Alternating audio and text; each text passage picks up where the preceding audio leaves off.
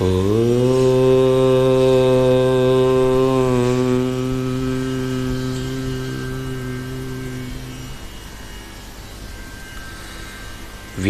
ವ್ಯಾಖ್ಯಾಮುದ್ರಾಂ ಕರಸರಸುಜೈಃ ಪುಸ್ತಕಂ ಶಂಖಚಕ್ರೆ ಬಿಭ್ರದ್ಭಿನ್ನಸ್ಫಟಿಕರುಚಿರೆ ಪುಂಡರೀಕೆ ನಿಷಣ್ಣಃ ಅಮ್ಲಾನಶ್ರೀರಮೃತವಿಷಧೇರಂಶುಭಿಃ ಪ್ಲಾವಯನ್ಮಾಂ ಆವಿರ್ಭೂಯಾದನಘಮಹಿಮಾ ಮಾನಸೇ ವಾಗಧೀಶಃ ಧ್ಯಾಯೇದಿಂದೀವರಾಭಂ ನಿಜಕರಕಮಲೆ ದಕ್ಷಿಣೇ ದಂಡಮಗ್ರ್ಯಂ ಸವ್ಯೇ ಪಾಶಂ ದಧಾನಂ ಜಘನತಟಗತೆ ರೂಪ್ಯಪೀಠಾಲಯಸ್ಥಂ ಕಾಂಚೀಗ್ರೈವೇಯಹಾರಾಂಗದಕಟಕಕಿರೀಟಾಂಗುಲೀಯಾಂಘ್ರಿಭೂಷಾ ಕರ್ಣಾಕಲ್ಪೋಜ್ವಲಾಂಗಂ ಯದುಕುಲತಿಲಕಂ ಕೃಷ್ಣಂ ಇಷ್ಟಾರ್ಥಸಿದ್ಧ್ಯೈ ನಮಸ್ತೆ ಪ್ರಾಣೇಶ ಪ್ರಣತವಿಭವಾಯಾವನಿಮಗಾಃ ನಮಃ ಸ್ವಾಮಿನ್ ರಾಮಪ್ರಿಯತಮ ಹನುಮನ್ ಗುರುಗುಣ ನಮಸ್ತುಭ್ಯಂ ಭೀಮಪ್ರಬಲತಮ ಕೃಷ್ಣೇಷ್ಟ ಭಗವನ್ ನಮಃ ಶ್ರೀಮನ್ಮಧ್ವ ಪ್ರದಿಶ ಸುದೃಶನ್ನೋ ಜಯ ಜಯ ರಮಾಪತಿಂ ಪೂರ್ಣಗುಣಂ ಮುಕುಂದಂ ವ್ಯಾಸಂಚ ವಿಜ್ಞಾನಸಹಸ್ರಭಾನುಂ ಪೂರ್ಣಪ್ರಬೋಧಂಚ ಸುತತ್ವದೀಪಂ ಕ್ರಮಾದ್ಗುರೂಂಶ್ಚ ಪ್ರಣಮಾಮಿ ಮೂರ್ಧ್ನಾ ತಪಸ್ವಾಧ್ಯಾಯ ಶುಶ್ರೂಷಾ ಕೃಷ್ಣಪೂಜಾರತಂ ಮುನಿಂ ವಿಶ್ವೇಶಮಿಷ್ಟದಂ ವಂದೇ ಪರಿವ್ರಾಟ್ ಚಕ್ರವರ್ತಿನಂ ಜನ್ಮಾದ್ಯಸ್ಯ ಯತೋನ್ವಯಾದಿತರತಶ್ಚಾರ್ಥೇಷ್ವಭಿಜ್ಞಸ್ವರಾಟ್ ತೇನೇ ಬ್ರಹ್ಮಹೃದಾಯ ಆದಿಕವಯೇ ಮುಹ್ಯಂತಿ ಯಂ ಸೂರಯಃ ತೇಜೋ ವಾರಿಮೃದಾಂ ಯಥಾ ವಿನಿಮಯೋ ಯತ್ರ ತ್ರಿಸರ್ಗೋ ಮೃಷಾ ಧಾಮ್ನಾ ಸ್ವೇನ ಸದಾ ನಿರಸ್ತಕುಹಕಂ ಸತ್ಯಂ ಪರಂ ಧೀಮಹಿ ಸೃಷ್ಟಿಸ್ಥಿತ್ಯಪ್ಯಯೇಹಾ ನಿಯತಿದೃಶಿತಮೋ ಬಂಧಮೋಕ್ಷಾಶ್ಚ ಯಸ್ಮಾತ್ ಅಸ್ಯ ಶ್ರೀ ಬ್ರಹ್ಮರುದ್ರಪ್ರಭೃತಿ ಸುರನರದ್ವೀಷಶತ್ರುತ್ಮಕಸ್ಯ ವಿಷ್ಣೋರ್ವ್ಯಸ್ತಾಃ ಸಮಸ್ತಾಃ ಸಕಲಗುಣನಿಧಿಃ ಸರ್ವದೋಷೌ ವ್ಯಪೇತಃ ಪೂರ್ಣಾನಂದೋ ವ್ಯಯೋ ಯೋ ಗುರುರಪಿ ಪರಮಃ ಚಿಂತಯೇ ತಂ ಮಹಾಂತಂ ಯಂ ಪ್ರವ್ರಜಂತಮನುಪೇತಮಪೇತಕೃತ್ಯಂ ದ್ವೈಪಾಯನೋ ವಿರಹಕಾತರ ಆಜುಹಾವ ಪುತ್ರೇತಿ ತನ್ಮಯತಯಾ ತರವೋಪಿ ನೇದುಃ ತಂ ಸರ್ವಭೂತಹೃದಯಂ ಮುನಿಂ ಆನತೋಸ್ಮಿ ನಾರಾಯಣಂ ನಮಸ್ಕೃತ್ಯ ನರಂ ಚೈವ ನರೋತ್ತಮಂ ದೇವೀಂ ಸರಸ್ವತೀಂ ವ್ಯಾಸಂ ತತೋ ಗ್ರಂಥಮುದೀರಯೇ ಸ್ವಸ್ತ್ಯಸ್ತು ಸತಾಂ ಹರಿ ಓಂ.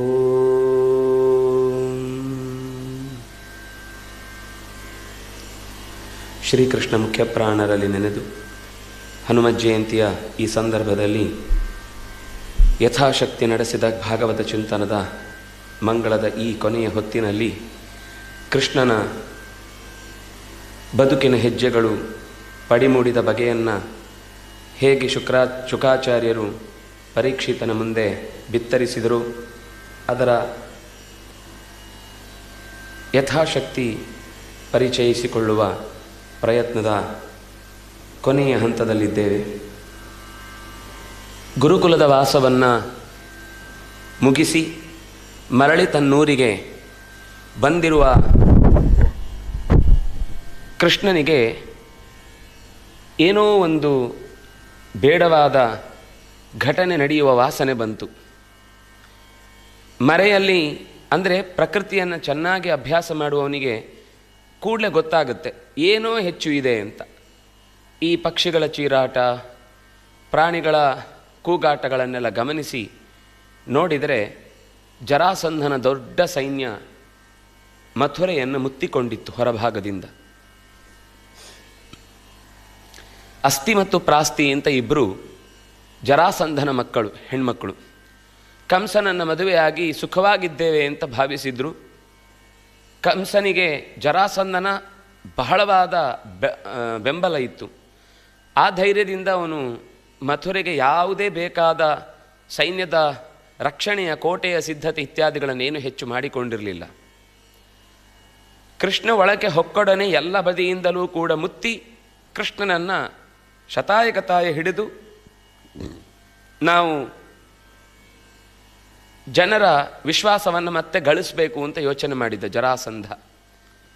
ಅವನದನ್ನು ಜನರ ಮುಂದೆ ಬೆಂಬಲಿಸಿ ಪರಿಚಯಿಸಿದ ರೀತಿ ಹೇಗೆ ಅಂದರೆ, ನಮ್ಮ ದೇಶದ ಒಬ್ಬ ನಾಯಕನನ್ನು ಕೊಂದು ಹಾಕಿದವನು, ಅಂದರೆ ಒಂದು ರೀತಿ ಇವತ್ತು ಹೊರಭಾಗದಿಂದ ಬಂದು ದಾಳಿ ಮಾಡುವನು ನಕ್ಸಲೈಟ್ ಅಂತ ಕರೆದ ಹಾಗೆ, ಕೃಷ್ಣ ಹೊರಭಾಗದಿಂದ ಬಂದು ನಾಯಕನನ್ನೇ ಸಂಹಾರ ಮಾಡಿದ್ದಾನೆ, ಅವನನ್ನು ನಾವು ಬಿಡಲ್ಲ, ದೇಶದ್ರೋಹಿಯನ್ನು ನಾವು ಮುಕ್ತಾಯ ಮಾಡ್ತೇವೆ ಅಂತ ಹೊರಗಿನಿಂದ ಆ ಒಂದು ಚಿತ್ರಣವನ್ನು ಕೊಟ್ಟು ಕೃಷ್ಣನ ಮೇಲೆ ದಾಳಿ ಮಾಡ್ತಾ ಇದ್ದಾನೆ.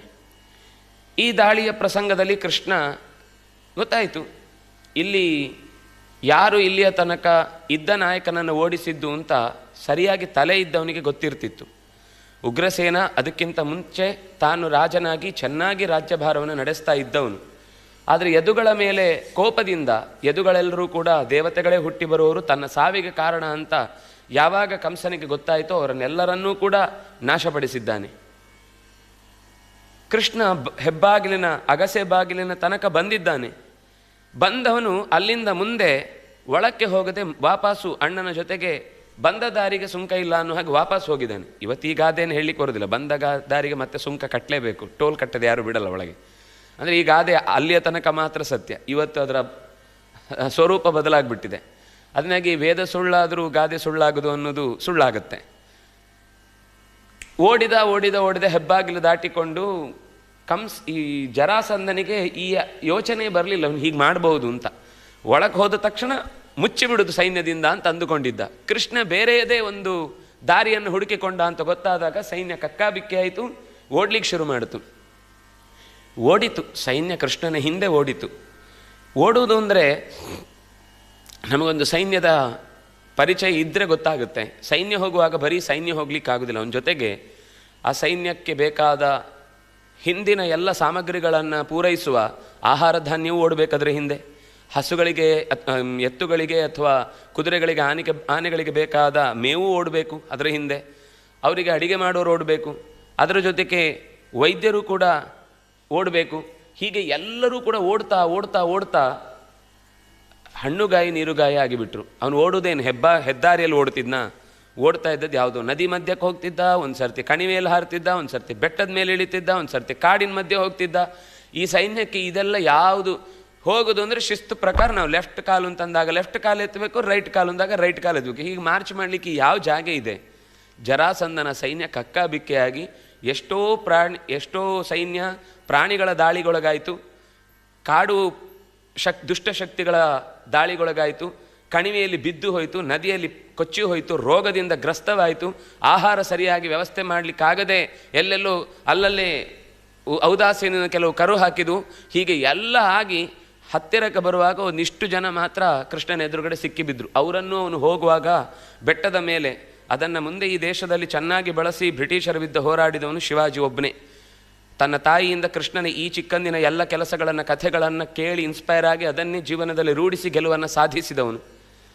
ಬೆಟ್ಟದಿಂದ ಮರದ ದಿಮ್ಮಿಗಳನ್ನು, ದೊಡ್ಡ ದೊಡ್ಡ ಬಂಡೆಗಳನ್ನು ಕೆಳಕ್ಕೆ ಹತ್ತಿ ಬರ್ತಾ ಇರುವ ಸೈನ್ಯದ ಮೇಲೆ ಬಿಟ್ಟು ತನ್ನ ಕೆಲಸವನ್ನು ಸುಗಮಗೊಳಿಸಿಕೊಂಡು ಇಬ್ಬರೇ ಓಡಿದ್ದಾರೆ. ಇದು ಒಂದು ಬಾರಿಯ ಕತೆ ಅಲ್ಲ, 18 ಯುತ್ಸು ಚೇಷಃ, 18 ಬಾರಿಯ ಇಂಥ ಯುದ್ಧ ಆಗಿದೆ.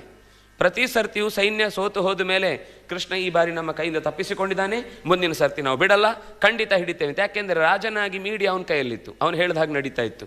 ಜನಗಳಿಗೆ, ಕೆಲವರಿಗೆ ಹತ್ತಿರದಲ್ಲಿ ಇದ್ದವರಿಗೆ ಬಿಟ್ಟರೆ ಉಳಿದವರಿಗೆಲ್ಲ ಕೃಷ್ಣನ ಮೇಲೆ ಒಂದು ರೀತಿ. ಅದಕ್ಕೆ ಸಾಮಾನ್ಯ ಉತ್ತರ ಭಾರತದಲ್ಲಿ ಇವತ್ತು ಕೂಡ ಕೃಷ್ಣನನ್ನು ಹೊಗಳುವಾಗಲೂ, ಕೃಷ್ಣನ ಬಗ್ಗೆ ಮಾತನಾಡುವಾಗಲೂ ರಣ್ ಛೋಡ್ ಅಂತಾರೆ, ರಣ ಬಿಟ್ಟು ಓಡಿದವ ಅಂತಲೇ ಅವನನ್ನು ಸ್ತೋತ್ರ ಮಾಡ್ತಾರೆ. ಅಂದರೆ ಅದು ಓಡಿದ್ದರ ಹಿಂದೆ ಇದ್ದದ್ದೇನು? ಗೆಲುವಿನ ಗುಟ್ಟೆ ಇತ್ತು ಅನ್ನೋದು ಜರಾಸಂಧನಿಗೆ ಸ್ಪಷ್ಟ ಗೊತ್ತಿತ್ತು. ಮತ್ತೊಂದು ಬಾರಿ ಮರುಸರ್ತಿ ಬರುವಾಗ ಕೃಷ್ಣ ಅಷ್ಟೊತ್ತಿಗೆ ಸೈನ್ಯವನ್ನು 3 ತಿಂಗಳು ಆಗುವಷ್ಟರಲ್ಲಿ ಮತ್ತೊಂದು ಸೈನ್ಯ ತಂದಿದ್ದಾನೆ. ಸೈನ್ಯದ ಸಂಖ್ಯೆ ನಮಗೆ ಆಶ್ಚರ್ಯ ಆಗುತ್ತೆ. ಮಹಾಭಾರತದ ಸಮಗ್ರ ಸೈನ್ಯ 7, 11 ಸೇರಿ 18 ಅಕ್ಷೋಹಿಣಿ ಅಂತ ಪಾಂಡವರು ಕೌರವರದ್ದಾದರೆ, ಒಂದು ಬಾರಿಗೆ ಒಂದು ಸರ್ತಿಯ ಜನರ ಸಂಖ್ಯೆಯನ್ನು ಅವನು ಸೈನ್ಯದ ಸಂಖ್ಯೆ ತಂದದ್ದೇ 20 ಅಕ್ಷೋಹಿಣಿಯ ಮೇಲೆ. ಹಾಗೆ 18 ಬಾರಿ ಬಂದೇನೆ, 20 ಅಕ್ಷೋಹಿಣಿ, 21 ಅಕ್ಷೋಹಿಣಿ, 23 ಅಕ್ಷೋಹಿಣಿ, ಸಿಕ್ಕಿದ್ದನ್ನೆಲ್ಲ ತರ್ತಿದ್ದ. ನಮಗೊಂದು ಪ್ರಶ್ನೆ, ಇಷ್ಟು ಸೈನ್ಯ ಎಲ್ಲಿಂದ ಬರ್ತಿತ್ತು ಅಂತ. ಒಂದು ಜರಾಸಂಧ ನಾವು ಬಹಳ ಮುಖ್ಯವಾಗಿ ಗಮನಿಸಬೇಕು. ಅದಕ್ಕೆ ನಾನು ಹಾಗೆ ಹೇಳಿದೆ, ಇಡೀ ದೇಶವನ್ನು ತನ್ನ ವಶದಲ್ಲಿ ಇಟ್ಕೊಳ್ಬೇಕು ಅಂತ ಪ್ರಯತ್ನ ಮಾಡಿದ್ದ ಅಂತ. ಸುಮಾರು 22,800 ರಾಜಮನೆತನದ ರಾಜಕುಮಾರರನ್ನು ತನ್ನ ಅರಮನೆಯಲ್ಲಿ ಬಂಧಿಸಿಟ್ಟಿದ್ದ. 22,800 ರಾಜಕುಮಾರರು. ಅಷ್ಟು ಮನೆತನದ ಮಕ್ಕಳನ್ನು ಬಂಧಿಸಿಟ್ಟು, ನಿಮಗೆ ಮಕ್ಕಳು ಬೇಕು ಅಂದರೆ ನಾನು ಕೇಳಿದ ಸಹಾಯವನ್ನು ನೀವು ಕಾಲಕ್ಕೆ ಕೊಡಬೇಕು. ಅಷ್ಟರಲ್ಲಿ ಕೆಲವರೆಲ್ಲ ಮೊದಲಿಂದನೂ ಅವನ ಬಗ್ಗೆ ಭಾರಿ ಆಸಕ್ತಿ ಇತ್ತು, ಕೊಟ್ಟು ಕಳಿಸ್ತಿದ್ರು. ಇನ್ನು ಕೆಲವರು ಸುಂಕ ಕಟ್ಟುವ ಅನಿವಾರ್ಯತೆಯಿಂದ, ಮಕ್ಕಳನ್ನು ಉಳಿಸಿಕೊಳ್ಳುವ ಬಯಕೆಯಿಂದ ಸೈನ್ಯದ ಸಹಾಯ ನಡೀತಾ ಇತ್ತು. ಹೀಗೆ ನಿರಂತರ ಕೃಷ್ಣನಿಗೆ ಸೈನ್ಯವನ್ನು ಕಳುಹಿಸಿದ ಜರಾಸಂಧನ ಸೈನ್ಯ ಒಂದು ಬಾರಿಯೂ ಕೃಷ್ಣನನ್ನು ಹಿಡಿಯುವುದರಲ್ಲಿ ಸಫಲ ಆಗಲಿಲ್ಲ.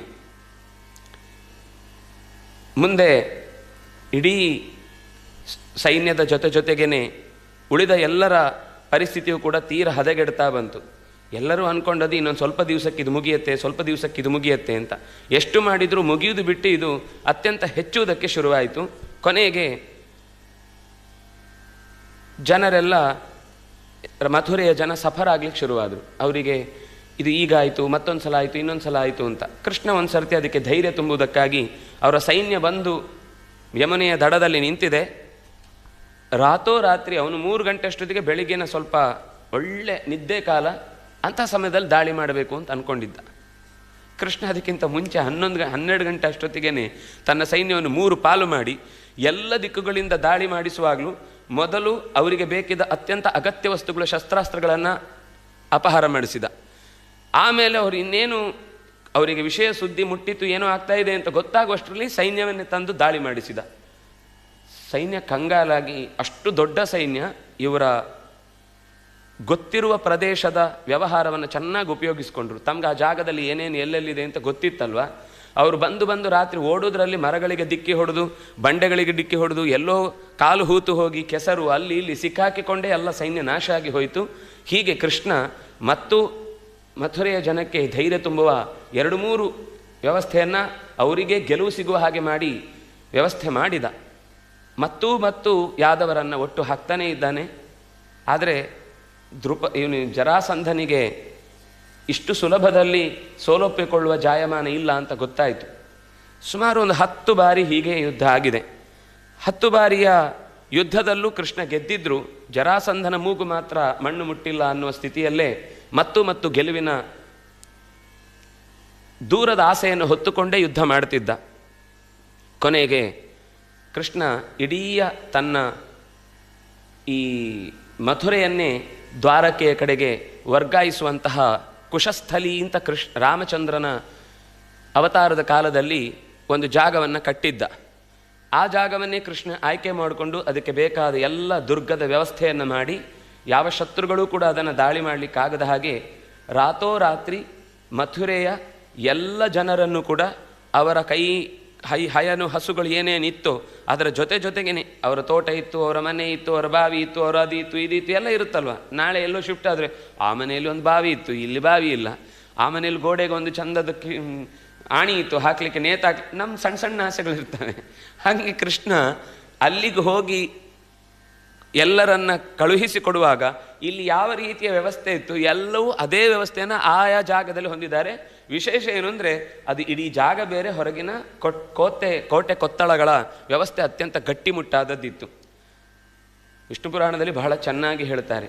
ಎಷ್ಟು ಚೆನ್ನಾಗಿತ್ತು ಅಂದರೆ, ಹೊರಗಿನ ಕೋಟೆಯ ಭಾಗದಲ್ಲಿ ಸೈನಿಕರೇ ಬೇಕಾಗಿರಲಿಲ್ಲ. ಅಲ್ಲಲ್ಲೇ ನೀರು ತರಲಿಕ್ಕೆ ಅಂತ ಓಡಾಡುವ ಹೆಣ್ಮಕ್ಳೇ ಶತ್ರುಗಳನ್ನು ಆರಾಮಾಗಿ ಸೋಲಿಸುವಷ್ಟು ವ್ಯವಸ್ಥೆಯನ್ನು ಮಾಡಿದ್ದ ಅಂತ ಗೊತ್ತಾಯಿತು. ಅಂದರೆ ಒಂದು ಬೆಂಕಿ ಗೀರಿದ್ರೆ ಆಯಿತು, ಇಟ್ಟರೆ ಆಯಿತು, ಅದು ಧಡಾರಂತ ಅಗ್ನಿಯ ಉಂಡೆಗಳು ಕೆಳಕ್ಕೆ ಚೆಲ್ಲಿ ಶತ್ರುಗಳನ್ನು ಕ್ಷಣ ಮಾತ್ರದಲ್ಲಿ ನಾಶ ಮಾಡಿಬಿಡ್ತಿದ್ದು. ಅಂಥ ಟ್ರೈನಿಂಗು ಎಲ್ಲ ಹೆಣ್ಮಕ್ಳಿಗೂ ಕೃಷ್ಣ ಬಹಳ ಚೆನ್ನಾಗಿ ಕೊಟ್ಟಿದ್ದಂತೆ.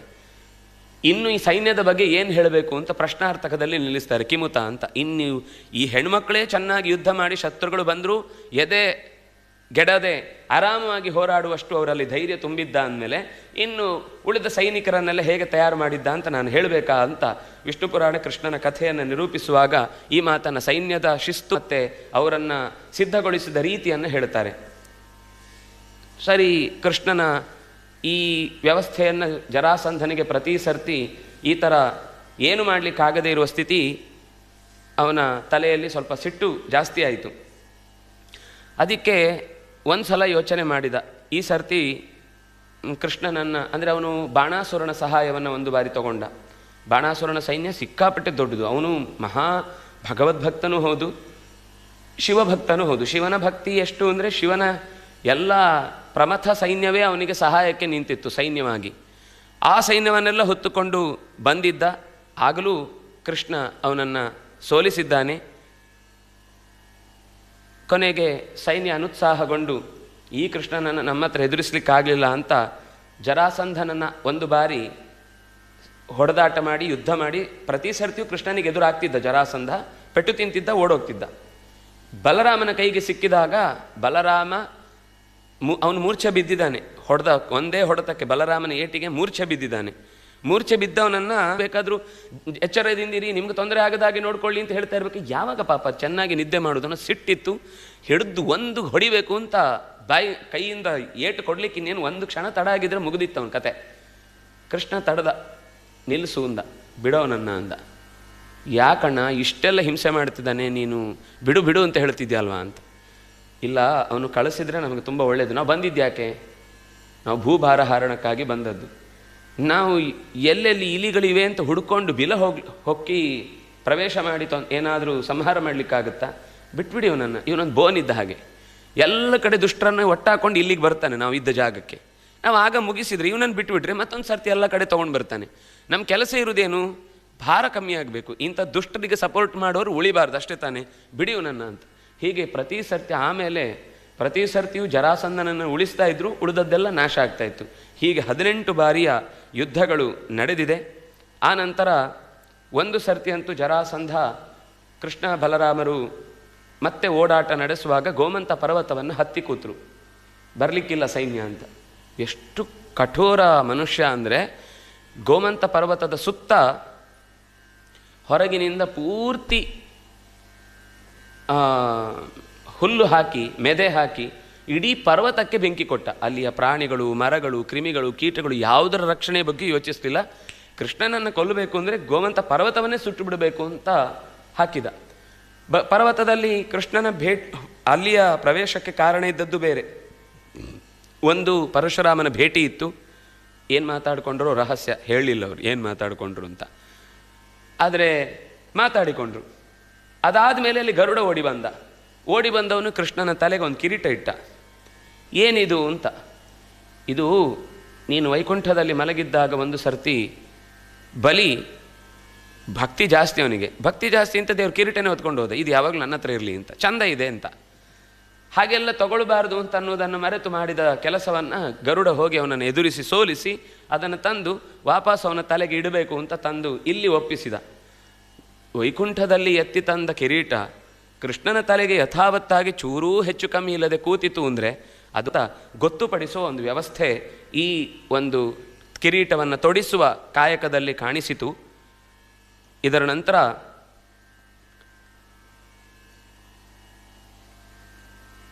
ಕರವೀರಪುರಕ್ಕೆ ಹೋಗಿ ಶೃಗಾಲ ವಾಸುದೇವ ಅಂತ ಒಬ್ಬ ಇದ್ದ.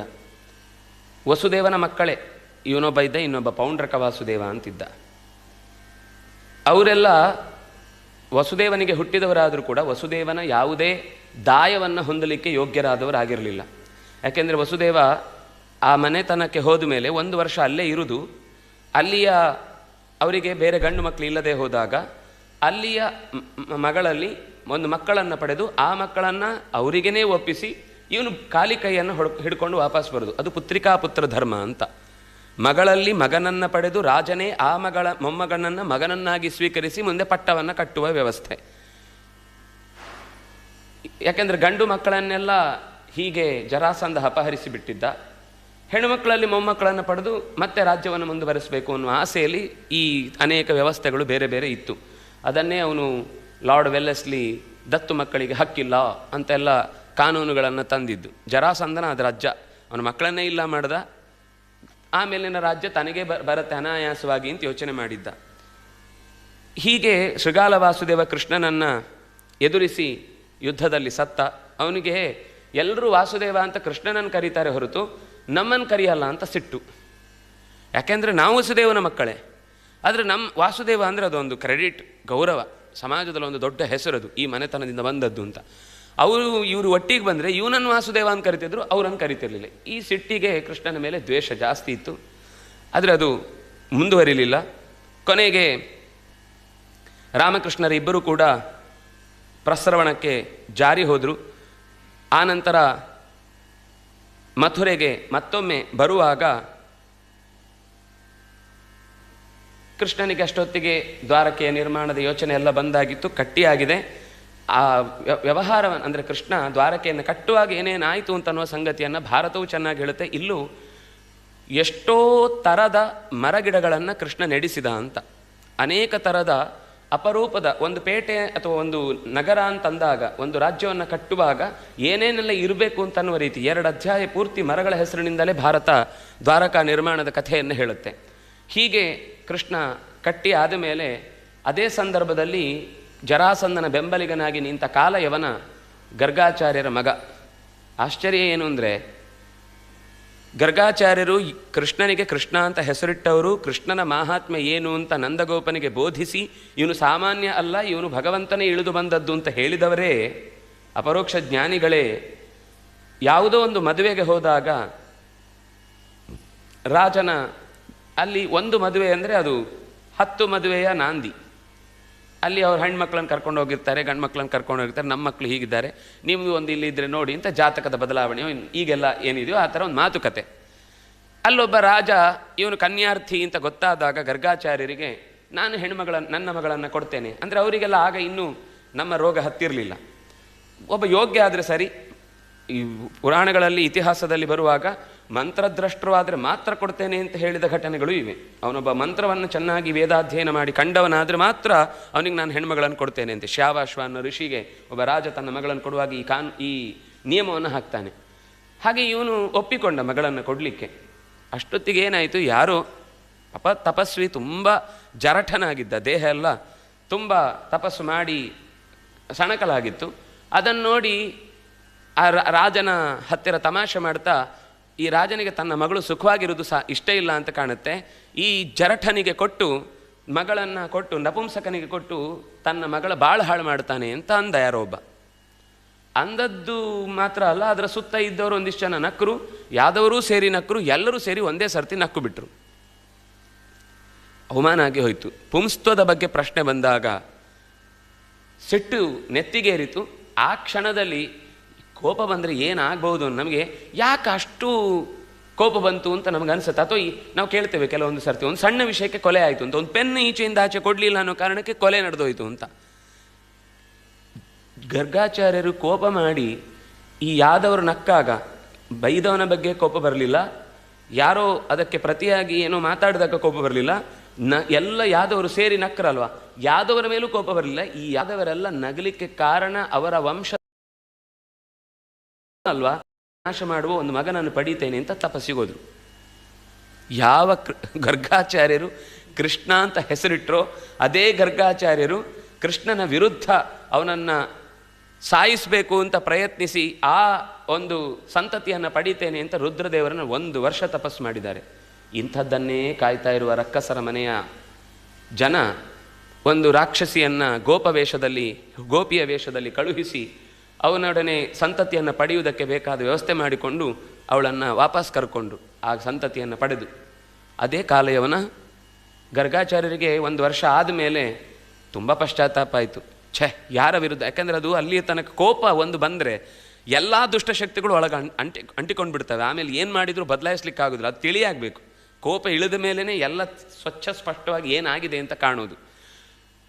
ಪಶ್ಚಾತ್ತಾಪ ಪಟ್ಟು ಕೃಷ್ಣನ ತಪ್ಪಾಯಿತು ಅಂತ ಬಂದು ಗೊಳೋ ಅಂತತ್ರು. ಕೃಷ್ಣ ಅದು ಯಾವಾಗಲೂ ಅವನು ಒಂದು ಸರ್ತಿನೂ ಹುಬ್ಬು ಗಂಟು ಹಾಕಿದ್ದು ಅಂತ ಇಲ್ವೇ ಇಲ್ಲ, ನಗ್ತಾ ಅದನ್ನು ಸ್ವೀಕರಿಸಿದ. ಚಲ್ತಾಯ ನಡೆಯುತ್ತೆ, ಅದು ಆಗಬೇಕಾದ್ದೇ ಆಗಿದೆ, ಯಾವುದು ಬೇಡವಾದ್ದು ಯಾವತ್ತೂ ಆಗಲ್ಲ ಅಂತ. ಸರಿ, ಆ ಕಾಲೆಯವನ ಕೃಷ್ಣನನ್ನು ಅಂಟಿಸಿಕೊಂಡು ಬಂದ. ಕೃಷ್ಣ ಓಡಿದ ಓಡಿದ ಓಡಿದ ಓಡಿದ ಒಂದು ಗುಹೆಯನ್ನು ಪ್ರವೇಶ ಮಾಡಿದ. ಗುಹೆಯನ್ನು ಪ್ರವೇಶ ಮಾಡಿದರೆ ಕಾಣಿಸ್ಲಿಲ್ಲ, ಎಲ್ಲ ಕತ್ತಲೆ. ಗೊರಕೆಯ ಶಬ್ದ ಕೇಳಿಸಿತು ಅವನಿಗೆ. ಹುಡ್ಕೊಂಡು ಹೋದ. ನೋಡಿದರೆ ಅದರ ಮೇಲೆ ಕೃಷ್ಣ ಉತ್ತಿದ್ದ ಉತ್ತರಿಯ ಇತ್ತು. ಸಿಟ್ಟು ಬಂತು ಅವನಿಗೆ. ಜೋರ ಕಾಲಿನಿಂದ ಒದ್ದೆ ಎಬ್ಬಿಸಿದವನನ್ನು. ನೀನು ಅಡಗೆ ಕೂತಿ ಇಲ್ಲೆಲ್ಲ ನಿದ್ದೆ ಮಾಡಿದರೆ ನಾನು ಬಿಟ್ಟು ಹೋಗೋನು ಅಂತ ಅಂದ್ಕೊಂಡಿದ್ಯಾ ಅಂತ ಹೇಳಿ. ಆದರೆ ಎದ್ದ ಕ್ಷಣದಲ್ಲಿ ಅವನ ದೃಷ್ಟಿಗೆ ನೇರವಾಗಿ ಅವನು ಕೂತದ್ದಷ್ಟೇ. ಎದ್ದು ನಿಂತು ಇವನು ಎಂಥ ಆಳು ಅಂದರೆ ಮಹಾ ಆಳವನು, ಹತ್ತಾಳಿರೋನು, ಎತ್ತರದವನು, ಸೌತ್ ಆಫ್ರಿಕಾದವನು, ಗುಂಗುರು ಕೂದಲು, ಅವನ ಮುಖದ ಒಂದು ದೇಹದಲ್ಲಿ ಬಿಳಿ ಅಂತಿದ್ದದ್ದು ಕಣ್ಣಗುಡ್ಡೆ ಮಾತ್ರ, ಉಳಿದಿದ್ದೆಲ್ಲ ಕಪ್ಪೆ. ಕ್ಷಣ ಮಾತ್ರದಲ್ಲಿ ಸುಟ್ಟು ಬೂದಿಯಾಗಿ ಹೋದ. ಸ್ವಲ್ಪ ಹೊತ್ತಾದಮೇಲೆ ಕೃಷ್ಣ ಎದುರಾದ. ಅವನ ಪ್ರಾರ್ಥನೆ ಬಹಳ ಚೆನ್ನಾಗಿದೆ. ಪ್ರಾರ್ಥನೆ ಮಾಡ್ತಾನೆ. ಅಂದರೆ ಅವನಿಗೆ ಯಾರು ಏನು ಅಂತ ಗೊತ್ತಾಗಲಿಲ್ಲ.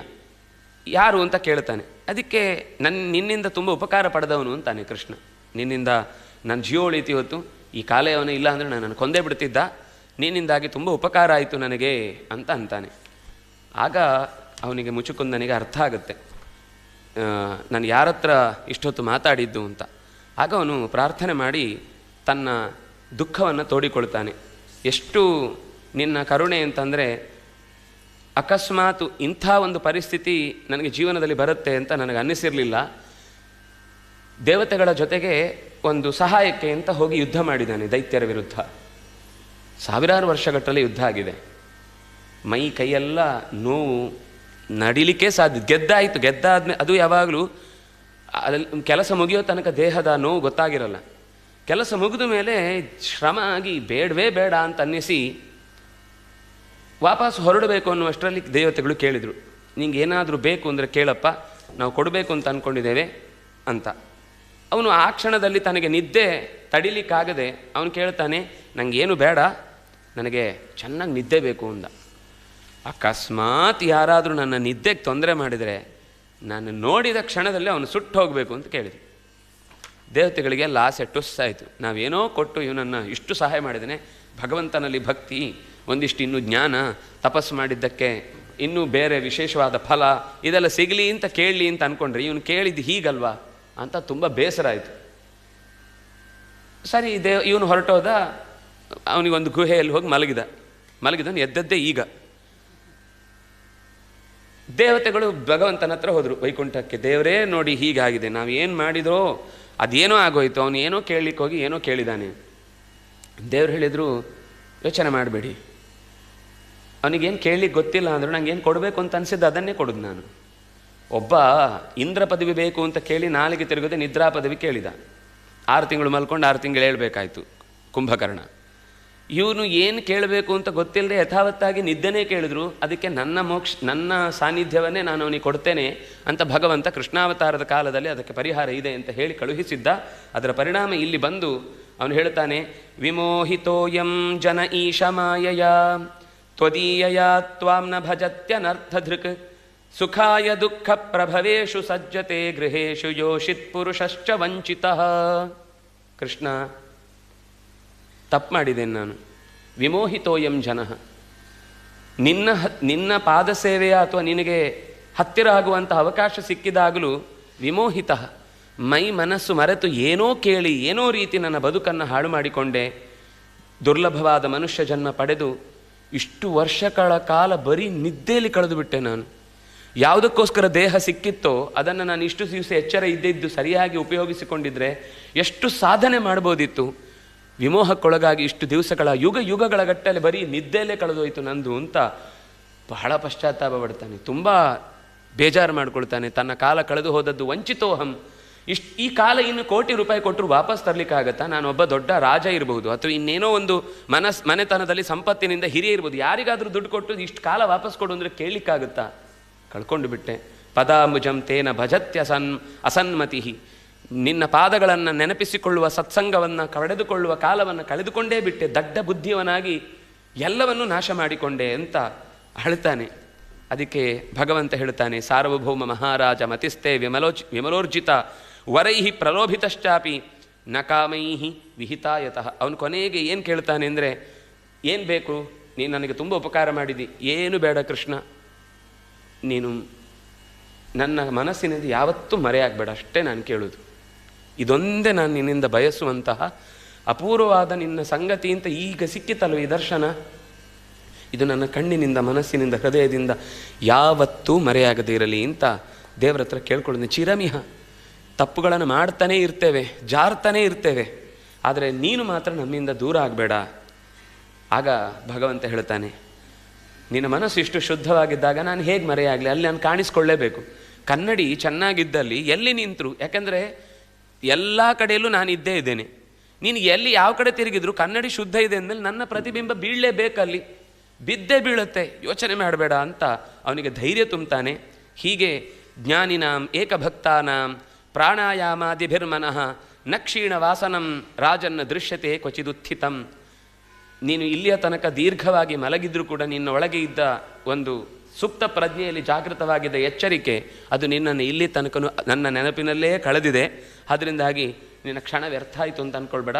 ನಿನಗೆ ಈಗಲೂ ಈ ದುಷ್ಟನನ್ನು ಸಂಹಾರ ಮಾಡಿದ್ದಕ್ಕೆ ಸಿಕ್ಕಿದ ವಿಶೇಷ ಫಲ ನನ್ನ ದರ್ಶನ ಅನಾಯಾಸವಾಗಿ ಸಿಕ್ಕಿದೆ ಅಂತ ಹೀಗೆ ಹೇಳಿ ಮುಂದೆ ಅವನು ಸಾಧನೆಗೋಸ್ಕರ ಮತ್ತು ಹಿಮಾಲಯದ ತಪ್ಪಲನ್ನು ಸೇರ್ತಾನೆ. ಮುಂದೆ ನೀನು ಮತ್ತೊಂದು ಜನ್ಮವನ್ನು ಎತ್ತಿ ನನಗೆ ಹತ್ತಿರವಾಗಿ ನನ್ನನ್ನು ಪಡೀತಿ ಅಂತ ಅವನನ್ನು ಅನುಗ್ರಹಿಸಿ ಕಳುಹಿಸಿಕೊಡ್ತಾನೆ. ಇದಾದ ನಂತರ ಅವನು ಬದರಿಗೆ ಹೋಗಿ ಅಲ್ಲಿ ತಪಸ್ಸು ಮಾಡ್ತಾನೆ. ಇದರ ಬಳಿಕ ಜರಾಸಂಧ ಮತ್ತೊಂದು ಸರ್ತಿ ತಡೀತಾನೆ. ದ್ವಾರಕೆಗೆ ಹೋಗುವಾಗ ಕೃಷ್ಣರಾಮರು ಇಬ್ಬರೂ ಕೂಡ ಅವನಿಂದ ತಪ್ಪಿಸಿಕೊಂಡು ದ್ವಾರಕೆಯನ್ನು ಸೇರ್ತಾರೆ.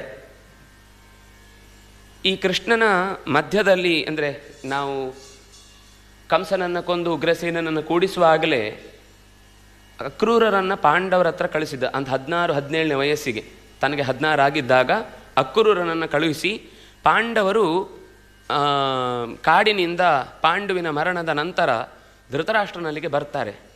ಬಂದಾಗ ಅವನಿಗೆ ಆಗಲೇ ಸುದ್ದಿ ಬರುತ್ತೆ ಇಲ್ಲೇನೋ ಹೆಚ್ಚು ಕಮ್ಮಿ ನಡೀತಾ ಇದೆ ಅಂತ. ಯಾಕೆಂದರೆ ಇವರು 15ನೇ ವಯಸ್ಸಿಗೆ ಬಂದದ್ದು ಪಾಂಡವರು ಎಲ್ಲಿಗೆ, ಹಸ್ತಿನಾವತಿಗೆ. ಆಗಲೇ ಯಾಕೆಂದರೆ ಯುಧಿಷ್ಠಿರನಿಗಿಂತ 1 ವರ್ಷ ಚಿಕ್ಕವನು ಕೃಷ್ಣ.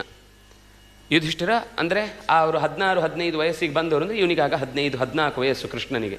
ತಕ್ಷಣ ಸುದ್ದಿಯನ್ನು ಕೇಳಿ ಧೃತರಾಷ್ಟ್ರನಿಗೆ ಒಂದಿಷ್ಟು ಉಪದೇಶದ ಮಾತುಗಳನ್ನು ಹೇಳಿ ಯಾವ ಕಾರಣಕ್ಕೂ ಪಾಂಡವರನ್ನು ನಿರ್ಲಕ್ಷ್ಯ ಮಾಡಬೇಡಿ, ಅವರು ನಿಮ್ಮದೇ ಮನೆತನದ ಕುಡಿಗಳು ಅಂತ ಎಚ್ಚರ ಕೊಟ್ಟು ಕಳುಹಿಸಿದ್ದ. ಈಗ ಅವರು ಮತ್ತೆ ವಾರಣಾವತದಲ್ಲಿ ಸತ್ತಿದ್ದಾರೆ ಅಂತ ಸುದ್ದಿ ಬಂತು. ಆವಾಗ ಕೃಷ್ಣನೇ ಸ್ವತಃ ಬೇಕು ಅಂತ ಹಸ್ತಿನಾವತಿಯ ತನಕ ಹೋಗಿ ಅಲ್ಲಿ ಹತ್ತುಕೊಂಡು ಅರ್ಘ್ಯವನ್ನು ನೀಡಿದ್ದಾನೆ. ಅವನೆದುರುಗಡೆ ದುರ್ಯೋಧನನು ಕೂಡ ಹತ್ತುಕೊಂಡು ಅರ್ಘ್ಯವನ್ನು ನೀಡಿದ್ದಾನೆ. ಇಬ್ಬರು ಸುಮ್ಮನೆ ಅಳ್ತಾ ಇದ್ದಾರೆ. ಕೃಷ್ಣನೂ ಸುಮ್ಮನೆ ಹತ್ತಿದ್ದು. ಯಾಕೆಂದರೆ ನಾನು ಅಳದೆ ಸುಮ್ಮನೆ ಇದ್ದರೆ ಈ ದುರ್ಯೋಧನಿಗೆ ಡೌಟ್ ಬರುತ್ತೆ, ಕೃಷ್ಣ ಹತ್ತಿಲ್ಲ ಅಂದರೆ ಪಾಂಡವರೆಲ್ಲೋ ಬದುಕಿದ್ದಾರೆ ಅಂತ ಡೌಟ್ ಬರುತ್ತೆ. ಅದಕ್ಕೆ ಕೃಷ್ಣ ಹತ್ತ. ದುರ್ಯೋಧನ ಯಾಕತ್ತ ಅಂದರೆ ನಾನು ಅಳದೆ ಇದ್ದರೆ ನಾನೇನು ಮಾಡಿದ್ದೇನೆ ಅಂತ ಕೃಷ್ಣನಿಗೆ ಗೊತ್ತಾಗ್ಬಿಡುತ್ತೆ ಅಂತ ಅವನು ಹತ್ತ. ಒಟ್ಟು ಹತ್ತುಕೊಂಡು ಇಬ್ಬರು ಇದ್ದವರಿಗೆ ಶ್ರಾದ್ದ ಹಾಕಿದರು.